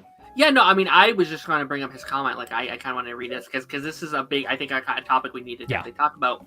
100%. They ask, how is this the beginning of a new universe if Gunn is referencing and keeping canon stuff from the old DCEU? Kind of wish it was a true, fresh slate. Okay, so I have somewhat of an answer, right? Because I have wondered the same thing occasionally, right? But I feel like it is a smart choice because if we just once again, like, and I'm talking like again, go through the motions of starting a whole fresh universe after doing so only so recently, I feel like there becomes like a lot of favoritism, people becoming secular with who they like. There's a weird tribalism in comic fandom, in movies or comics. It doesn't have to be the case, but it just happens. So I think, like, if you have some beloved members, say for example, like Gal Gadot comes back as Wonder Woman, and you see her acting favorably and interacting with new, fresh people, like, it helps, like, at least on a subconscious level, helps you warm up to them and be friendlier to them and give them a more positive opinion than just, oh no, there's just new people on my screen, I don't like it, it's not who I know. No, you know what I mean? It's like, oh, someone I know knows them, I can give them more of a chance, maybe. You know what I mean? I feel like that's some level to it. Let me play the other side of it though as well, because I think DC right now, unfortunately, has a very bad representation. Right, has a very bad rep. They've put out a lot of movies that has not done well financially or critically. And I honestly think like a fresh start is actually kind of what they need at the moment after the DCEU. And I think they're actually gonna have the other side of it of people being like, oh, there's a character I know. Well, I'm not going to watch that because I haven't seen blank, or I'm not caught up with the DCEU. And again, it seems like we're mostly getting new people, right? It's only a fair select of people. Blue Beetle, Peacemaker, Waller. But I will say, and one of my I really like when we can disagree on here. It was actually one of the aspects I didn't like about these first couple episodes is how connected it was to the Suicide Squad and Peacemaker and stuff like that, which I love Suicide Squad. I love Peacemaker. They're easily my two favorite DCEU projects. I think they're amazing. Mm-hmm. But I think it's like playing, I don't know, it's like playing Jenga with a wobbly table. It's like, yeah, you can still play, but it's like, are you sure you want to put your dice on this table? Are you sure you want to put some, I don't know. I completely...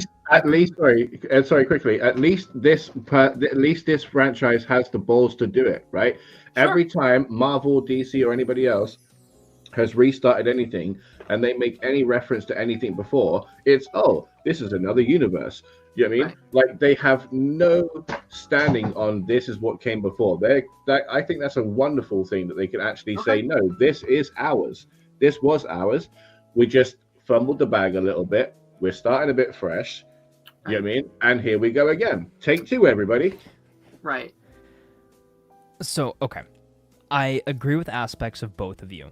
But if I had to pick a side, I think I'm going to go with what Darren is saying. I really had the exact same feeling. When the first episode started and they were like, oh, Amanda Waller was like, oh yeah, kind of basically, I'm sorry what happened in Corto Maltese and, everything that happened with your son and stuff like that. Right. That's kind of more of a, hey guys, remember the Suicide Squad? Yeah. Also directed by James Gunn? Remember when Rick Flagg's son died? That's canon. No. Okay. What that did is give us a timeline for where we are, right? Yeah. Because Yeah. what that does as well is instead of having, like, say for example, they have to change Peacemaker now, right? Because they're not doing the dragonflies or the butterflies or whatever they were, right? Mhm. They're putting that to rest. So basically, instead of just saying, "Oh, go see Peacemaker," what they've done is they've given us a question, because instead of Adebayo turning, like, making that fake manifesto document under the couch, she has outed her mother. Right. Like, I'm far more interested in going and seeing Peacemaker season 2, which would be season 1, and seeing, like, how in the hell, what happened. Do you know what I mean? Like, what Yeah. happened to cause that? What And- what was even there, like, what was even there forming about for that to happen? Right. Do you know what I mean? Okay, here's what I will say is, like, if it was only from a fan's perspective, if I didn't have to worry about, if this universe is going to succeed or whatever, like this is an opinion I'm forming via me being concerned about the longevity of this universe, right? From an entertainment spectrum alone, I kind of like this is a very comic booky thing that James is doing. He's just being like, hey, I like that thing from that comic book. I'm going to take this here and do this here and do this here and do this here. But I do think, again, when your main focus is going to have to be bringing in new people and trying to convince them that this is new, this is fresh, you need to come back to DC because they're doing something new. I think starting it with the old, a movie that, let's be honest, financially didn't do very well because it was in the midst of COVID. I just don't think financially is the smartest move.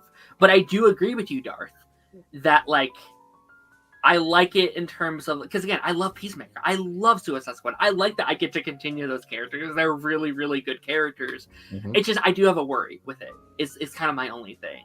And I guess it's just, like, I guess if I was making a new DC universe, it's definitely not how I would have personally approached the situation. Think about this though, right? Art comes mostly from being comfortable in a creative space, right? Sure. And what better way than, like, James Gunn has obviously shown he works very well and is comfortable with a certain group of people, and having those in a larger group of people, to me, versus the trade-off of potentially getting Justice League Mortal or something, like, or like the 90s thing with the horrible Martian Manhunter, Yeah. like, we could have got anything.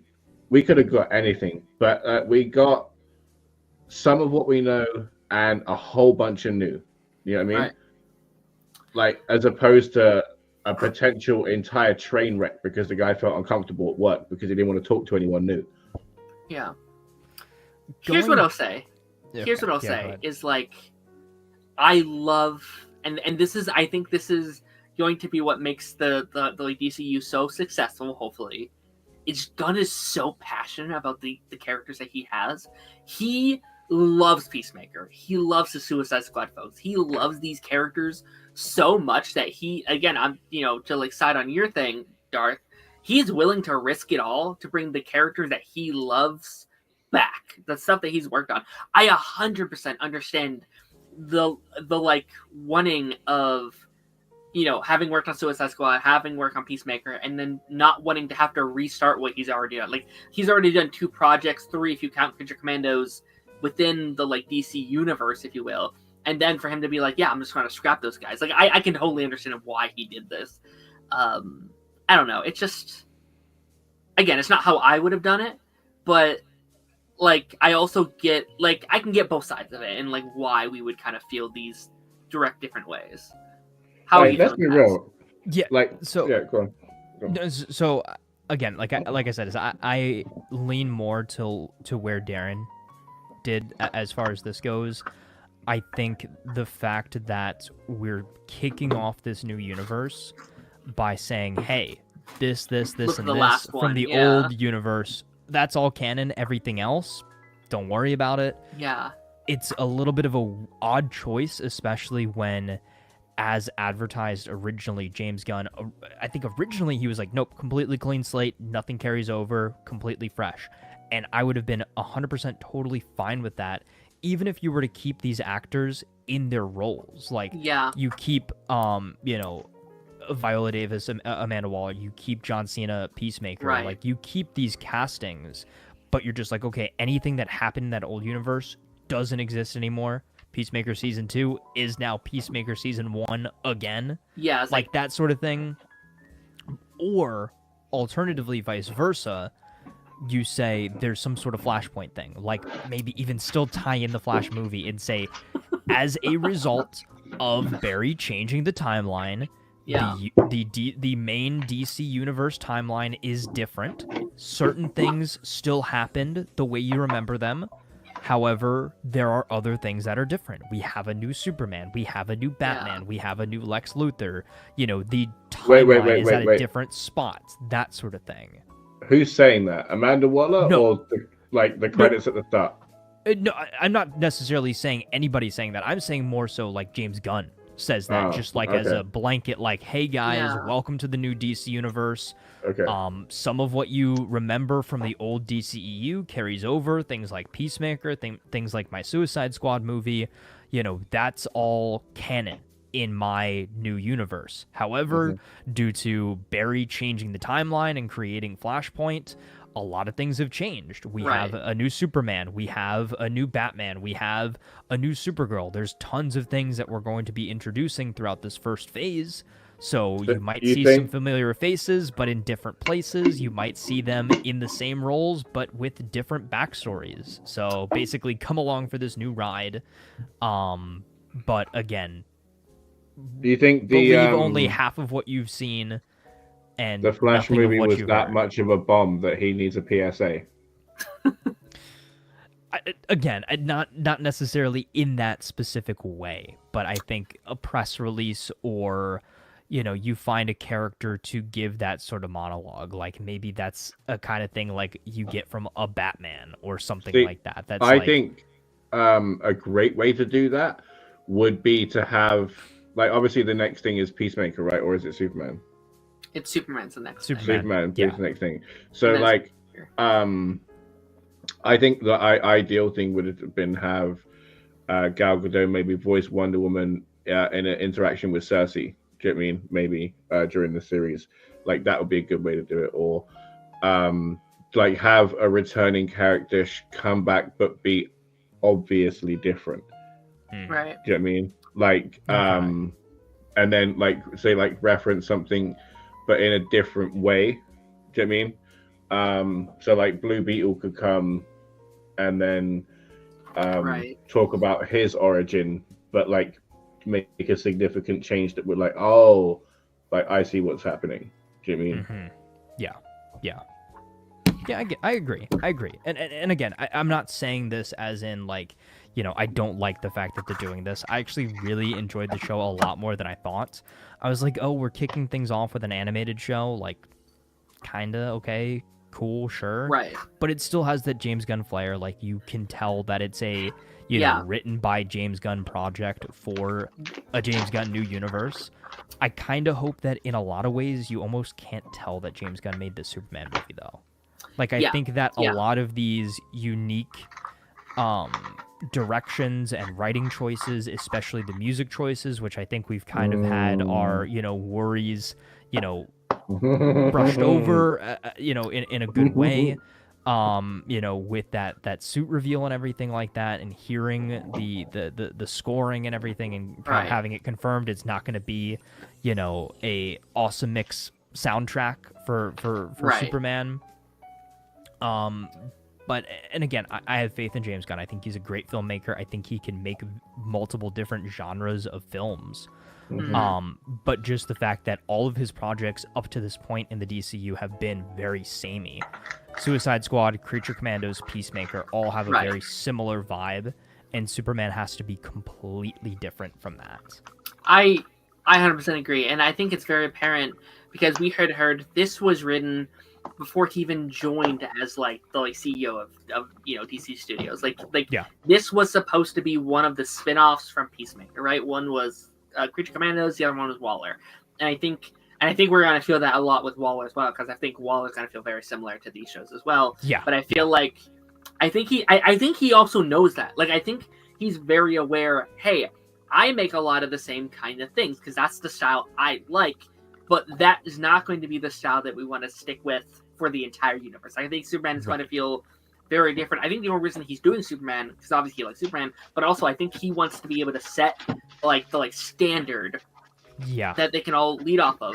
But then that opens the thing for me is where I was kind of waiting to get my full opinion on this until it came out, because I from day one I was like, I don't love that this is the first project we're getting, but I was like, you know what, maybe I'll see it once it comes out, and maybe I will by the end of the show. But I will say, I don't love that it's the first project. I think I understand why they did it, because they clearly wanted to get there was such a long break in between when they announced it and when Superman's going to come out. Like that would have been a whole 2.5 years. That's a long time to wait. So I think the idea is okay, give them something in the meantime. We'll market this as a appetizer to DC. But it's like a prelude. It is like a prelude, but also I think the first project needs to be something that I think everybody can get into. And there is already Project 1 a barrier to entry, because this is going to be I can't be hey, my cousin Jimmy, why don't you start watching the DCU, and be okay, watch the first project, and it's someone getting their brains blown out, or massive sex scenes. And you brought up an interesting point though too, is watch the new DC universe. Where do I start? Okay, you actually have to start in the old. No, you have to start in the old DCEU. Technically, and watch the Suicide Squad, and then watch Peacemaker, and then you can watch. I think they're going to try. I'm curious how they do about it, because again, that's one of my problems with Peacemaker season 2. It's well, for there to be a season 2, there has to be a season 1, and everyone's going to rewatch season 1. And apparently, they've just said it's going to be the exact same. The continuity will be exactly the same, except for that Justice League scene. But that's just messy. I think that's just messy. It's tough to be okay, just ignore that one thing. Just don't look at that one thing. Yeah, but then they can keep going back and doing that. It's okay, no, ignore this little thing here. And then, okay, remember this little scene here that happened in Suicide Squad. Maybe that didn't happen either. Maybe there was a little thing where, this guy survived and this guy didn't, do you think that they're going to do something too and bring back Rick Flag, OG Rick Flag? With all their weird oddness with the timeline and things like that? Yes, they're giving Rick Flag Sr. some motivation, but do you think in some way, maybe Waller's experimenting on him or something? Sure. And he's maybe that's a cliffhanger. Wasn't it another creature commando is some version of Rick Flag? I don't know. I could be wrong, but I thought it was confirmed that he's in Peacemaker season 2. Although I could be. I think you're right, actually. Rick Flag Senior is. I know Seniors, but I also thought that Junior, or what Junior? Would that be his name? Yeah. I think he. Yeah. What's the actor's name? Joel Kinnaman. Yeah, I'm gonna look it up really quickly. Yeah. But here, okay. So here's the other thing I want to ask you guys about, because I think his one wording in that one article, or his the one interview he did, was very interesting, where he was talking about what's canon to Peacemaker, and he said, yeah, everything's canon except for that one Justice League scene, which we will deal with once we get there. And I was like, that's interesting. So it seems like they're going to somehow address why it's different within the show. I think it's just going to be John Cena was hallucinating. Peacemaker was hallucinating or something, or maybe, or just I've even said another one of his outlandish lies, Aquaman bangs fish. Right. Yeah. I've even wondered if they make him just the Deadpool of this universe or something, where it's maybe he's an unreliable narrator. That is true. But also it's what if he's from the DCEU? What if season 1 is literally canon because we take the Peacemaker from there and put him over here, or something like that.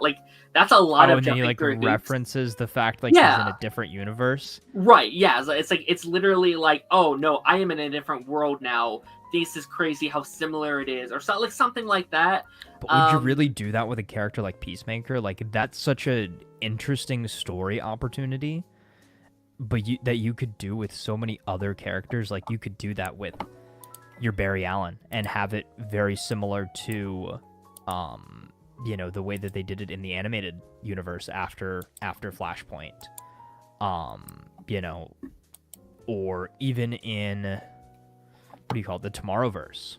They kind of did that a little bit with Flash, or like maybe make that your Booster Gold character or something, or somebody that was in some space and time outside of the main timeline, that when stuff got reset for one reason or another, you know, that kind of thing. Yeah. DH1 says, I'm loving the show so far. I just wish the runtime was longer. I feel like, especially with episode 3, the show just comes to an absurd halt. Welcome to streaming. What's that? But no, I said welcome to streaming. But yeah. I agree. I agree. Yeah, like I didn't really see much of a problem with it until episode 3, because I think it's basically a part 1, part 2. Like it's kind of one. Like well, it feels like a. Just like the first 2 episodes were part 1, part 2. Yeah, no, like it feels like a 40-minute episode, really, and that's why they air them together. Like it feels like one long thing. Episode 3, and Darth, we won't hop into spoilers for it because I know you haven't seen it yet. But it does just kind of like there not a lot actually happens in episode 3, and it's like very much so set up, and it just leaves you wanting more. They didn't do a lot in the present day stuff, and then the backflash stuff was really, really good, but it left me craving more. It was funny because that's how episode 2 made me feel. Okay, cool. Yeah, I don't know. I don't know. Like like this is a thing with streaming. They're too short. They're 20-minute episodes. I don't know how I would do it. Maybe it was written to be like a live action show, and then they were like, "Hey, it's gonna be animated. You have to cut it down to 20 minutes." And I get animation's expensive. I get, you can't always. Why do we have to cut these episodes down to 20 minutes? Like, I guess if it's why can't we have 40-minute animated episodes? Like this is. I think it's supposed to be on the same level, like not necessarily quality, but importance-wise, as an actual live action show. Like if this were to be a live action series, like they wouldn't be 20-minute episodes. It would be at least 40 to 50-minute episodes. So like you said, yes, the animation might be expensive, but I'd be totally fine with them delaying it a little bit longer to, make the episodes actually feel like long, like complete stories. I think again, this is another one of those shows that's going to feel a lot better on a binge. I agree with that. Rather than on a week-to-week basis. And again, that is the biggest dilemma with streaming now, is that you don't necessarily have that episodic format like you do with classic television, where each episode is a self-contained story. And I think in some ways, going back to Skeleton Crew for a second, I think that they do a really good job of, an episode is an episode. Again, it still feels like a streaming show, but an episode is an episode. Like it has a good ending point. Whereas you come back to here, Creature Commandos, in a lot of ways, even like the Penguin, when we were covering that, like it felt like it just really, you could have just not stopped. Yeah. You know? And I think, again, that is something that we're going to have to figure out with streaming shows, is either do you watch it week to week and feel dissatisfied by the ending of an episode? Do you wait for it all to air but risk it being spoiled for you?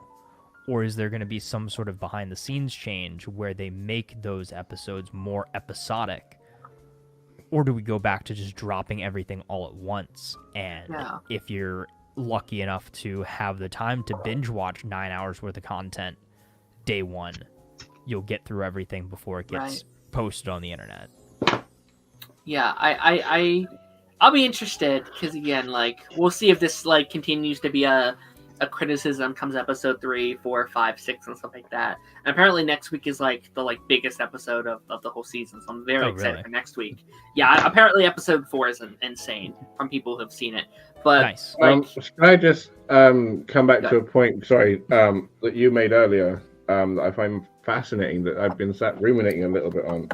Okay. And that's that there is a bar for people that for the entrance to the DCU, right? And I kind of agree, but it's interesting, right? Because like the MCU started where each movie was trying to hit as many people as possible, right? And then it got to Endgame, and then streaming services were involved, and then so many projects came out that not everything was for everyone. Do you know what I mean? Like it was some shows were just unapologetically their genre and their story, and they told it, and that was it. Do you know what I mean? And it was enjoy it if you want, don't if you want. There's other things that we've got that come and have a look. You know what I mean? But they haven't quite nailed the conviction of that yet. Like hence She-Hulk and then dropping it like a bag of hot potatoes. Right. So I think it's kind of like you know, like the whole director thing was like make one for me, make one for them, make one for me, make one for them. Sure. I feel like James Gunn could be going that kind of route in that Superman is the big, obvious, fresh start for everybody, and then this is like for us. Do you know what I mean? Like because we're gonna have all of these questions going into Superman. Do you know what I mean? But it was smart of him to get these questions answered through this show, so we're prepared going into Superman, and it's not so much of like a shock. Do you know what I mean? And like a whiplash going into it. You know what I mean? We're kind of like eased in. Expectations are kind of set. So how shall I say? Do you know what I mean? And then we get wowed with the amazing visuals and the acting and the story and everything else. But we're not sitting there trying to take that in and still doing the maths. Do you know what I mean? Whereas the casual viewer wouldn't give a crap about the maths. To be fair, they're just going to be sitting there enjoying it. But we're going to be sitting there going, what did that mean about this and this? Right. And then we've missed 5 minutes of it. And Green Lantern just did something cool. Right. You know? So I feel like this is a great way to get through that. It is very unfortunate now, I think, as fans, we have to be like, at least people who talk about it on these platforms like we do, where it's like, we have to be so, like, informed about the industry as a whole. Like we can't just sit there and be like, oh, I want to love this story. It's like, okay, what does this mean for the next thing? Or like, what, you know, like, we have to be worried, hey, because, like, let's be honest, if Superman doesn't do well, we're probably not getting Supergirl. We're probably not getting blah, blah, blah, blah, blah, blah, blah, blah. Like, it's so important that movie succeeds. And it sucks that we have to, like, kind of split ourselves into two parts. The, like, fan part of us, and then also, like, I guess, like, the industry. The practical. Like, kind of the pragmatic side of things. Right. Yeah. Do they have a choice, though, right? Because when you're playing poker, right, and you're playing the... what is it? What is it? Blind. When you're playing the blinds, right? Big blind, little blind, right? And you're just going around and you're not playing, not investing in it, right? Your chips are just going down and down and down. And you can't just keep waiting for new things and keep reshuffling and waiting for something new. You have to eventually say, right, I'm all in and make a bet. Do you know what I mean? Because otherwise you're just left with not enough to even make a stake in the first place. So I think, and that's what DC's been doing for too long. Yeah, so I think this has to be their last hurrah. Yeah. Before they like just fart in the wind, you know. I think you're 100% right, and I think that also ties directly into Disney and Star Wars as well. As I think all of these studios need to, I wouldn't say stop listening to the fans, because you would never want that to happen either. But I think that there's a fine line between listening to fan feedback and then completely overhauling and throwing out your plan before it's even allowed to even slightly start to come into fruition just because of backlash. I think in a lot of ways, yes, if Superman does not do the numbers that they would like it to, I think there's definitely going to be a lot of shuffle up. I think there's going to be a lot of shifting around. I think there's going to be a lot of question as to whether or not James Gunn was the right guy to put in charge, or to at least bet it all on Gunn that he could not only manage everything but also make the content within the universe as well, or at least a majority of that content. But again, that's worst case scenario. I think Right. Superman does anywhere between 700 million and above.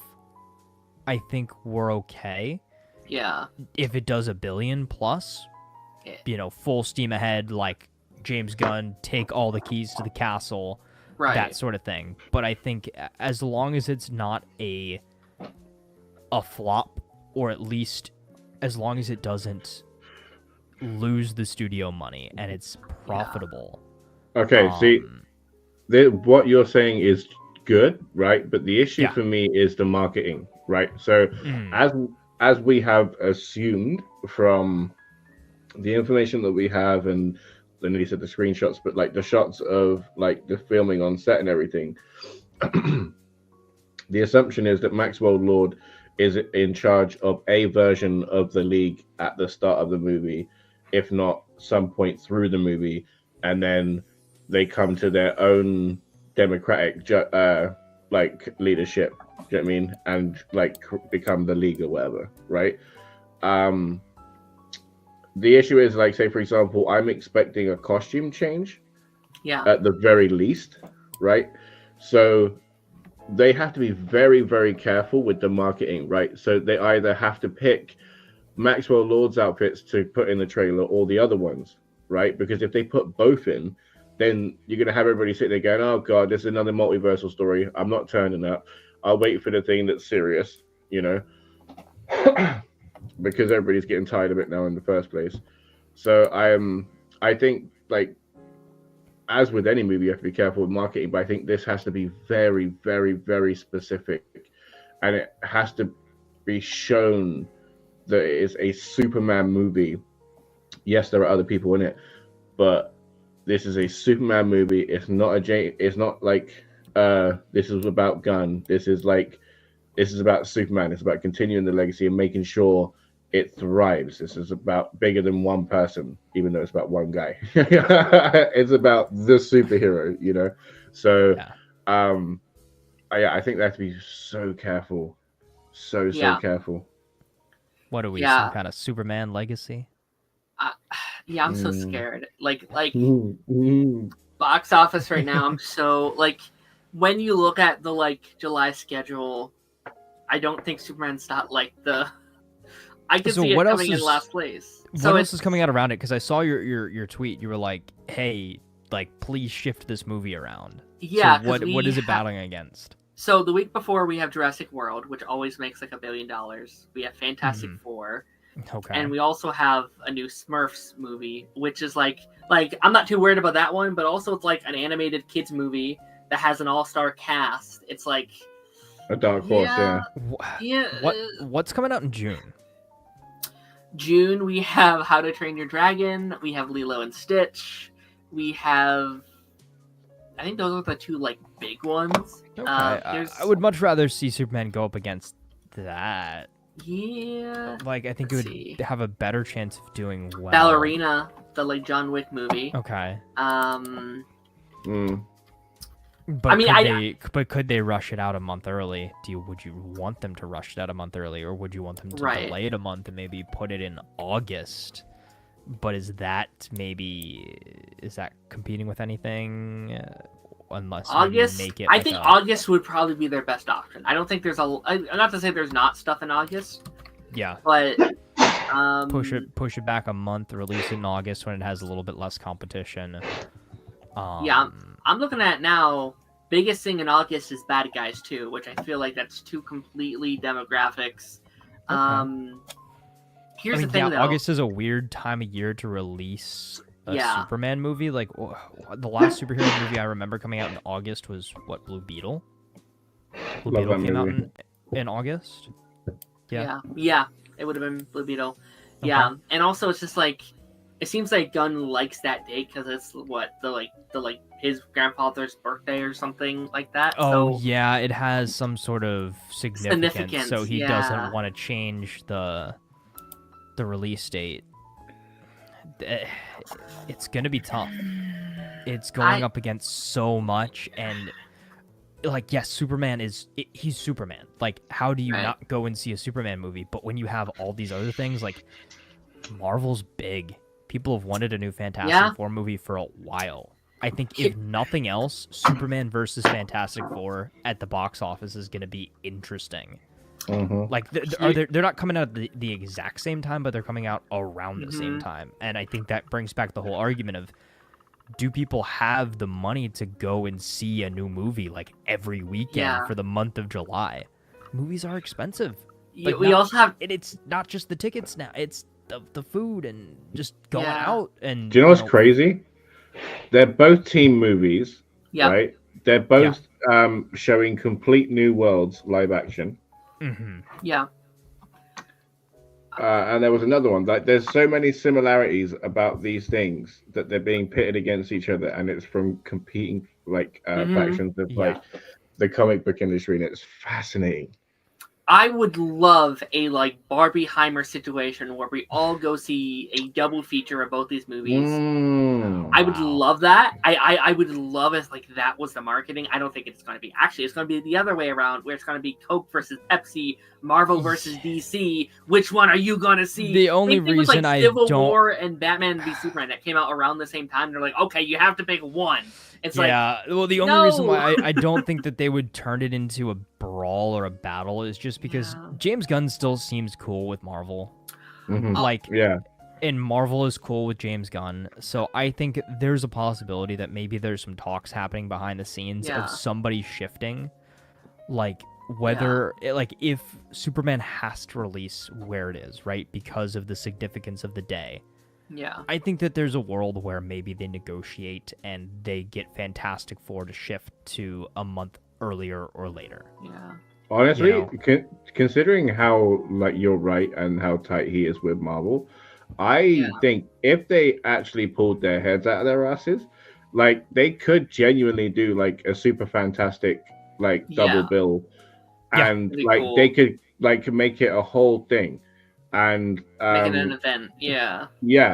Tease it like a comic book crossover, but it's not. Do you know what I mean? It's like the comic book event of the year, super fantastic. You know what I mean? Like, let's get super fantastic or something. You know what I mean? And just make it a thing, and then not have it compete, and then have both movies thrive and just celebrate each other. Do you know what I mean? That would be phenomenal. Yeah, I would love it for that to happen, but I think still you got to be realistic about it too. Is even if the studios promote it like that, fans are going to be like, pick a side. Right. How many fans are gonna, actually argue, oh, my side's better than your side, whatever. But also, again, the financial side of it is like, you might not have the money to go see both of these movies this month. And I think that that's a big thing. And I think too, the fact that I've fallen into this category a lot recently is, I'm not going to spend money on a movie that's going to be on streaming in 2 months, 3 months, sometimes same month. And it's most likely not going to happen with movies like this, but Joker was out on digital like in 3 weeks, 2 weeks, 3 weeks. Like, it happens. It does. And I think honestly, I think Jurassic World is my biggest concern, because Jurassic World, those movies are almost never good, but they make a lot of money. It's just the thing I do not understand. You're right. Yeah, you can't be. It's just dinosaurs. Dinosaurs. People love dinosaurs. Like, they're going either way. And here's my concern with Fantastic Four as well. We don't know, but there is a chance that Robert Downey Jr. could appear as Doom in that movie. And if they confirm that before the movie comes out, which I would absolutely hate, I would hate it if they did that. Just keep it a secret. As much as I loved the Robert Downey Jr. Doom reveal at Comic-Con, keep everything else under wraps. Don't tell me anything. I want to be surprised when he shows up, please. Even if it's just like sincerely rumor. The Marvel fans. Like, it's just like theories, like, oh, there's a shot and it kind of looks like, or like a leak. It's a Mephisto. It's Mephisto all over again. Honestly, though, actually, that's not a bad technique to keep it like maybe tease it. Be like, oh, like, who's behind the store? Make people ask all these questions. Oh, is it Doom? For they have to go and see who's behind the door or something like that. But again, I'm worried for Superman. I'm hoping that they'll Since you brought up Doom, I have to ask, like, are you going to be annoyed if they never deal with the Kang situation? if they just leave it as the last thing we see is that Coliseum of just hyped up Jonathan Majors, are you just gonna be like, yeah? Honestly, I would have been. I don't care. Like, is that bad to say? I don't care about Kang anymore. Honestly, that story was kind of going nowhere. If we've got a new direction, I don't mind it. I mean, listen, I wasn't like that invested in that storyline. I also don't like the whole Doom direction we're going right now. Like, I don't like that Robert's Doom at the moment. Like, it's just not my favorite thing. I think I would have been more frustrated if Loki season 2 wasn't a thing, because I think like that. I feel like, you know, while they definitely opened up for him to return, I also feel like that could have been an out if they wanted to be, right? They kind of ended in a way where it's like, kind of okay, close the loop a little bit, right? At this point, like if you said Robert as Doom or Kang, I actually might pick Kang, just because I don't know. I don't like. I think if it was, this has been my thing for a while. It's like I was very much down with Doctor Doom. Like, if that's the direction I wanted to go, I'm also down for like an evil Tony Stark Iron Man character. I don't like that they're one. I'm not a huge fan of that. I think that kind of diminishes both ideas in such a way. And maybe I'm wrong. Like, again, like, I bet it'll be cool. I'll be there day one. It'll be exciting. But like, I think there's a lot of problems when it comes to, you know, in terms of like the casting and like, you know, what he represents and stuff like that. And not, you know, now we have like the Chris Evans situation where it's like, we're just doing evil versions potentially of our character. I don't know. That seems kind of lazy in some ways. It's interesting, right? Because we were having a conversation not 2 weeks ago where Superman and Lois took the most triumphant moments of the show and turned them on their head, like in the locations, right? So like the diner scene, and then you had him being forced to reveal himself. You know what I mean? And then the fight with Lex Luthor, and then it turned out, oh, that was just all a trap and stuff like that. So the triumphant moments we were cheering on are then being used against us. This is completely different. Like, using our greatest hero's face as a villain is a very cheap way to do it. Right. Yeah. I definitely have to see how they go about it. Like, I know we're way off track at this point, but like.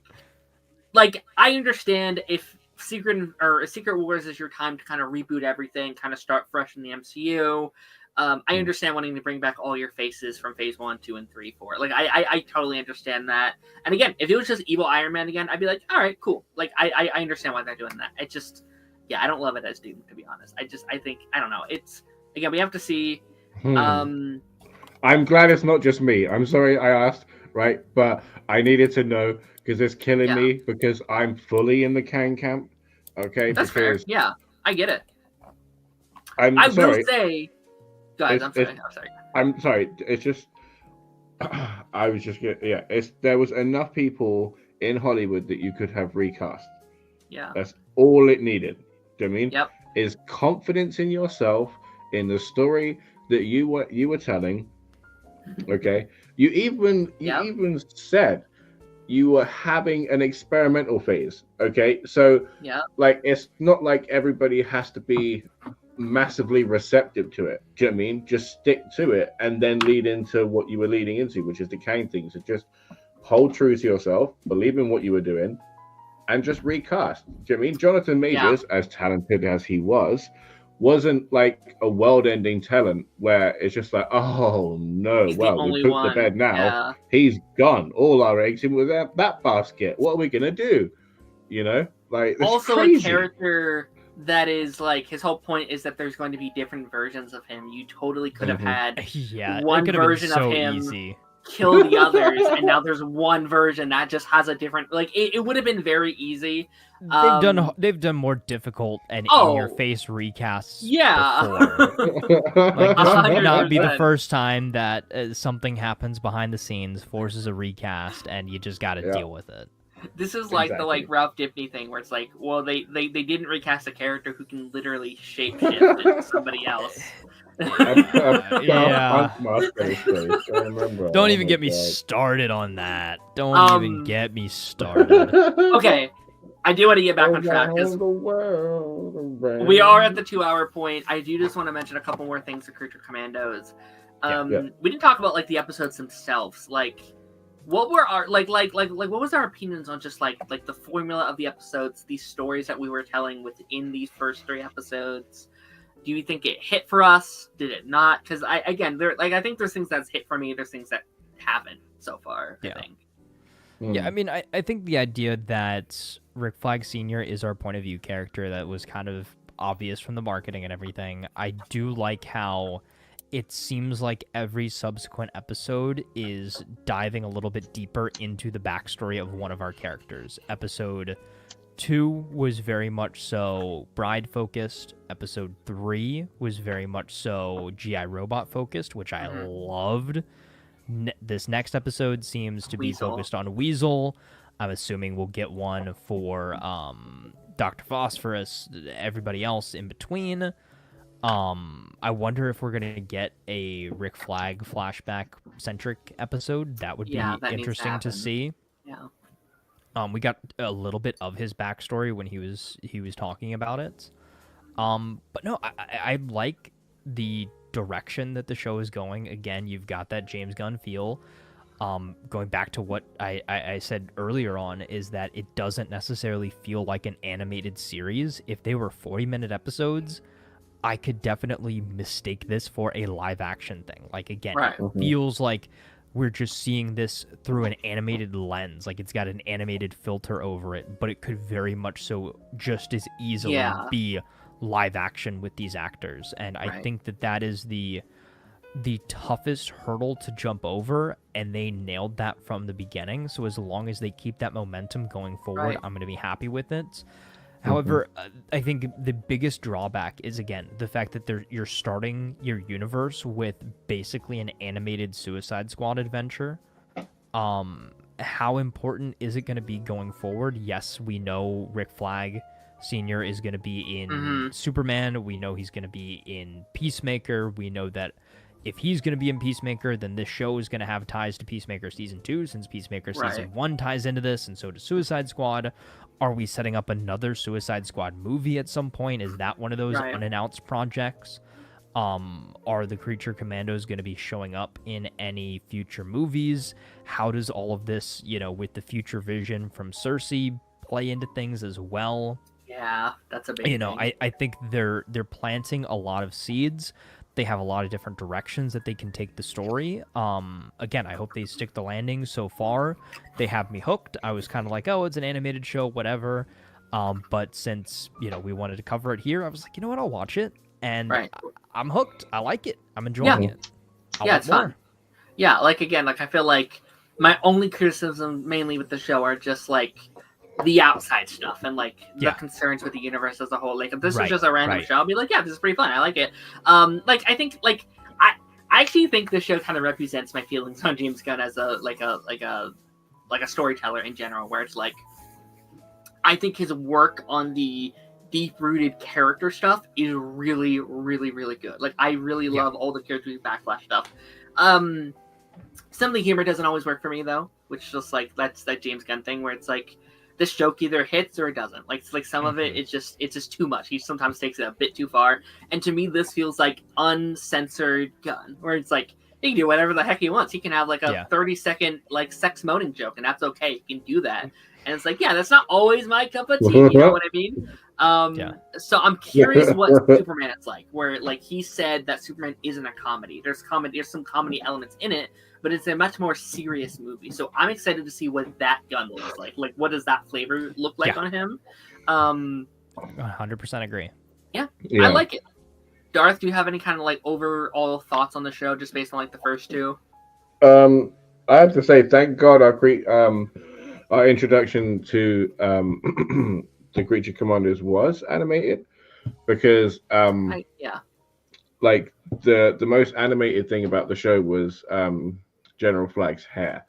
Now, I don't know if they're going to expect the man to wear a wig or what, but there's no way they're matching that in live action. Good luck to the man. God damn.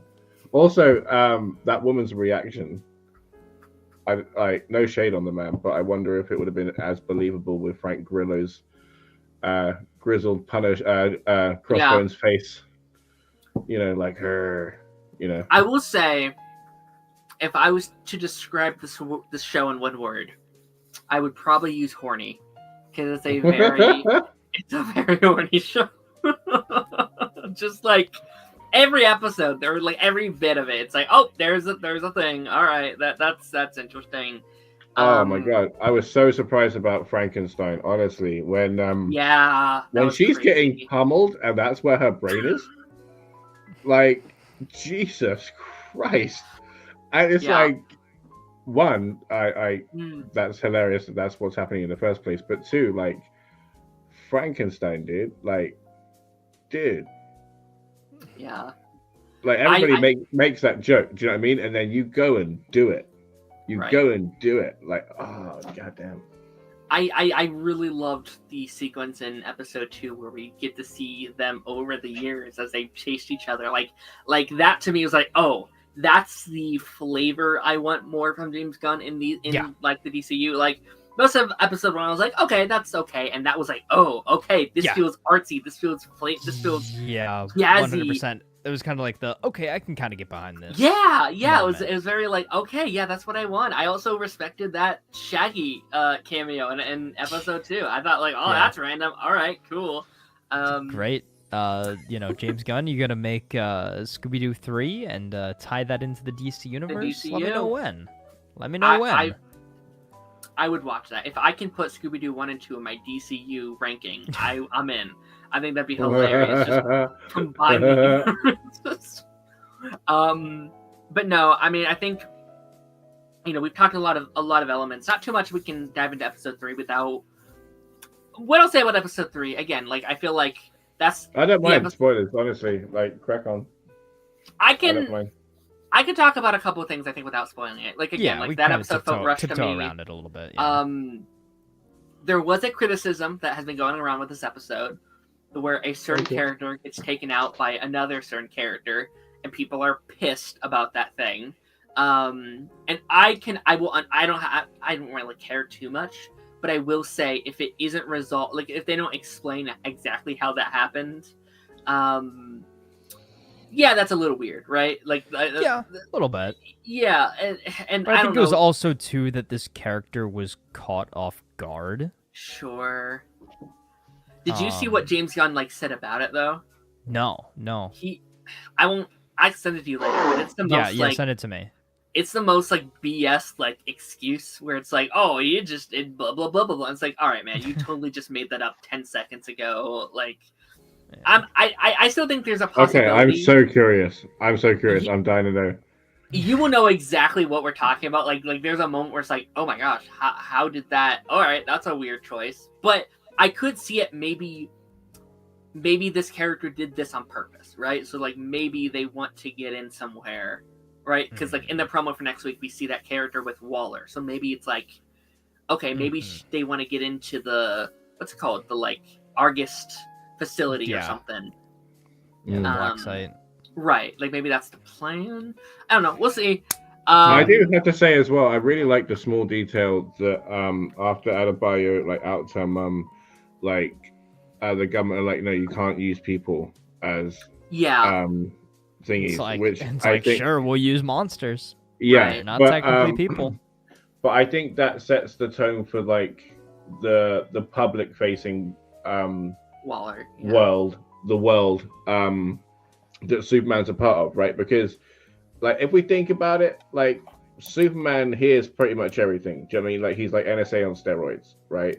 So when he is fully aware of Task Force X, do you know what I mean? And he's living in that, and he's fine.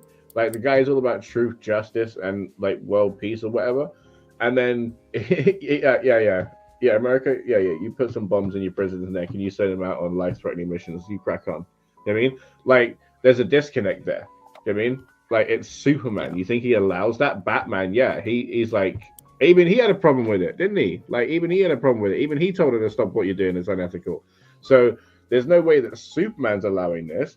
So again, I think that sets a tone to be expected in the world that we're going to be seeing. So I like that. Yeah. I got two final little okay, go ahead. here. Number one, the intro for the show, I think, is great. I love it. Very artsy. Again, Yeah, I like very it too. very James Gunn. I think it's kind of cool to have the little snippet of him, like, you know, on the computer, like, yep, I wrote this show. Yeah, it's cool. Yeah. Did Apparently you he didn't see know the about it. right? Did you see the interview where they were talking about like how that kind of came to be? Yeah, I didn't see Yeah, the interview, but I yeah. heard that he didn't know about it. Yeah, no, Oh, I did he thought not? that was cool. Yeah, Oh, yeah. Apparently, it okay. wasn't his idea, which makes it Right, better. it was to just me. the showrunner or That is Yeah. nice. Whatever, That is yeah. nice. I was fine with him putting it in there because, like, when Deadpool just came out and he's like, "I'm Marvel Jesus," like James Gunn sat there like, "I'm DC's Jesus." Like, this is great. Yeah. Yeah. I'm bringing it back. I'm glad that it wasn't him, because if it was him, that does to me come across a little egotistical, just in terms of like right, trying to right. become their like Stan Lee kind of thing, which eventually I'll be okay with. Like if we're 10, 15 years into this, I'm like, yeah, that's cool. crazy. That's actually a really crazy thought. Like, Yeah, who would have thought of all people, James Gunn, the guy who made the Guardians of the Galaxy films, right. the guy who made Scooby-Doo 1 and 2?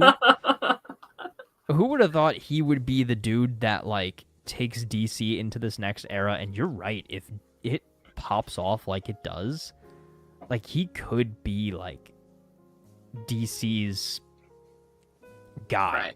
Like he could be DC's Stan Lee, or, you know, George Right. Lucas, or whoever, you know. Well, I think Kevin Feige is kind of getting to that point where it's like you could make the argument where like he deserves kind of like a, not to Stan Lee's level at this point, obviously, that Stan Lee's right, on another but thing, at least for the movie side of things, right, like he's, or movie say what and you want TV about the side of MCU, things. but like he's done massive work in terms of Yeah. like on a cinematic Yeah. scale. It's crazy. But yeah, but like, what was your second point?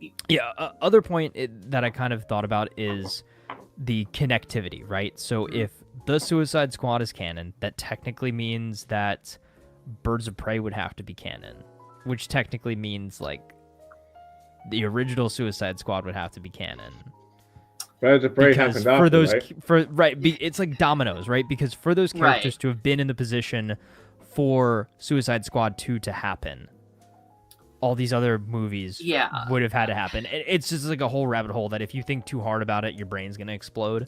But I just think thought that was kind of fun. Didn't Birds of Prey come after the Suicide Squad, or is it before? No, it came out before the Suicide Did it? Squad. Yeah, Yeah, it did. Ooh, yeah. I think like, interesting. I think it has to be like a soft canon, right? It's not like not like this movie is canon.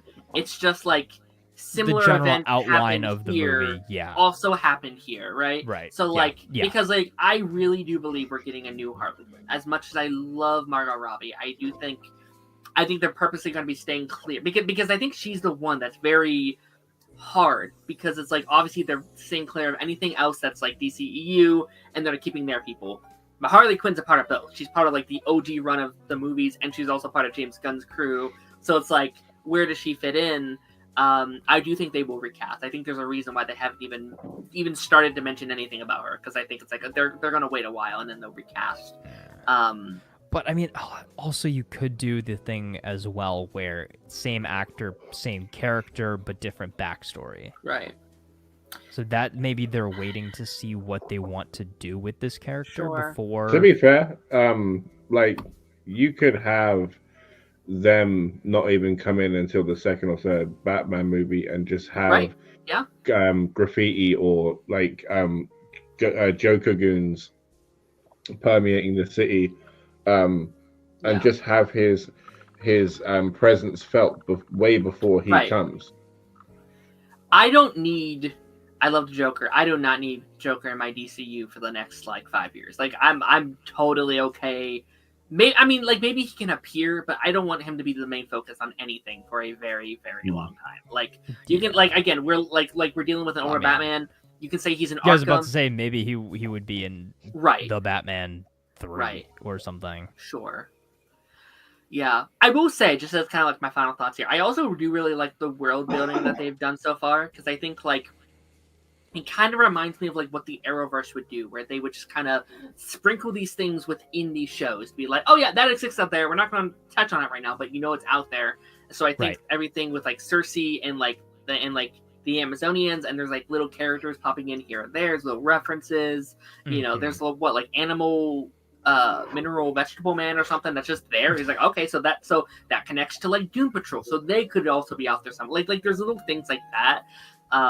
That I think is very smart. Again, I think that's what, like, again, like the Arrowverse did so much world building without having to do any world building at times, because it's like, it's out there. You can think about it. You can talk about it. That's fun things that we can talk about in these circles, but also it doesn't do anything big. It's just there, and we can touch on it later. I think that's really fun.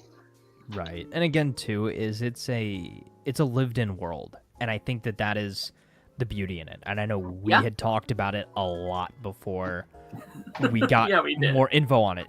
That was kind of my one thing is like, I don't want another origin story. I want this world to feel lived in. I want things to be established. We know that Superman is established going into this Superman film.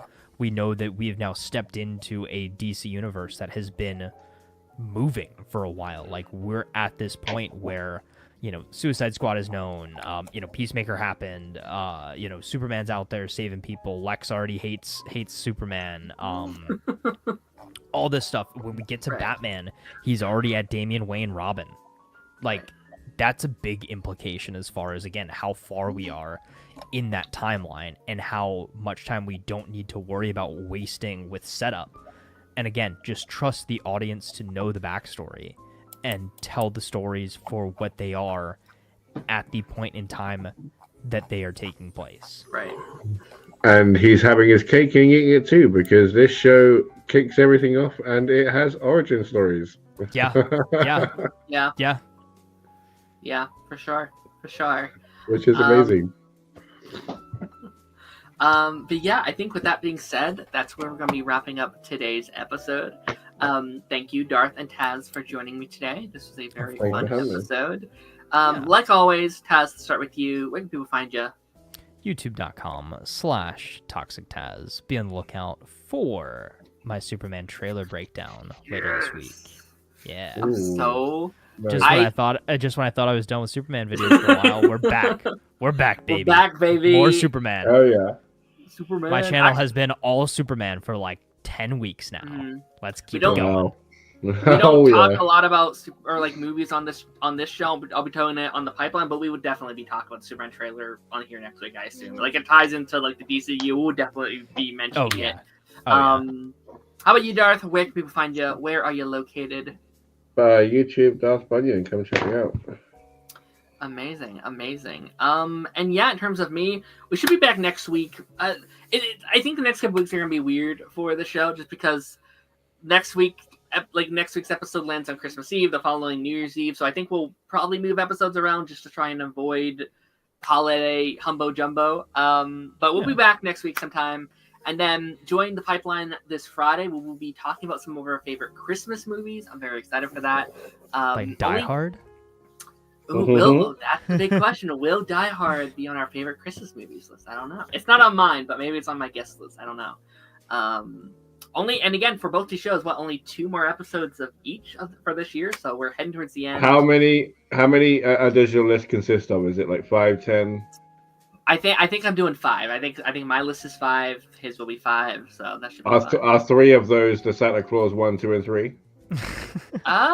Maybe one of those is. I don't know. Let's see. I do like that first movie. But again, guys, thank you so much for watching, and I will see you guys on the flip side. Bye-bye.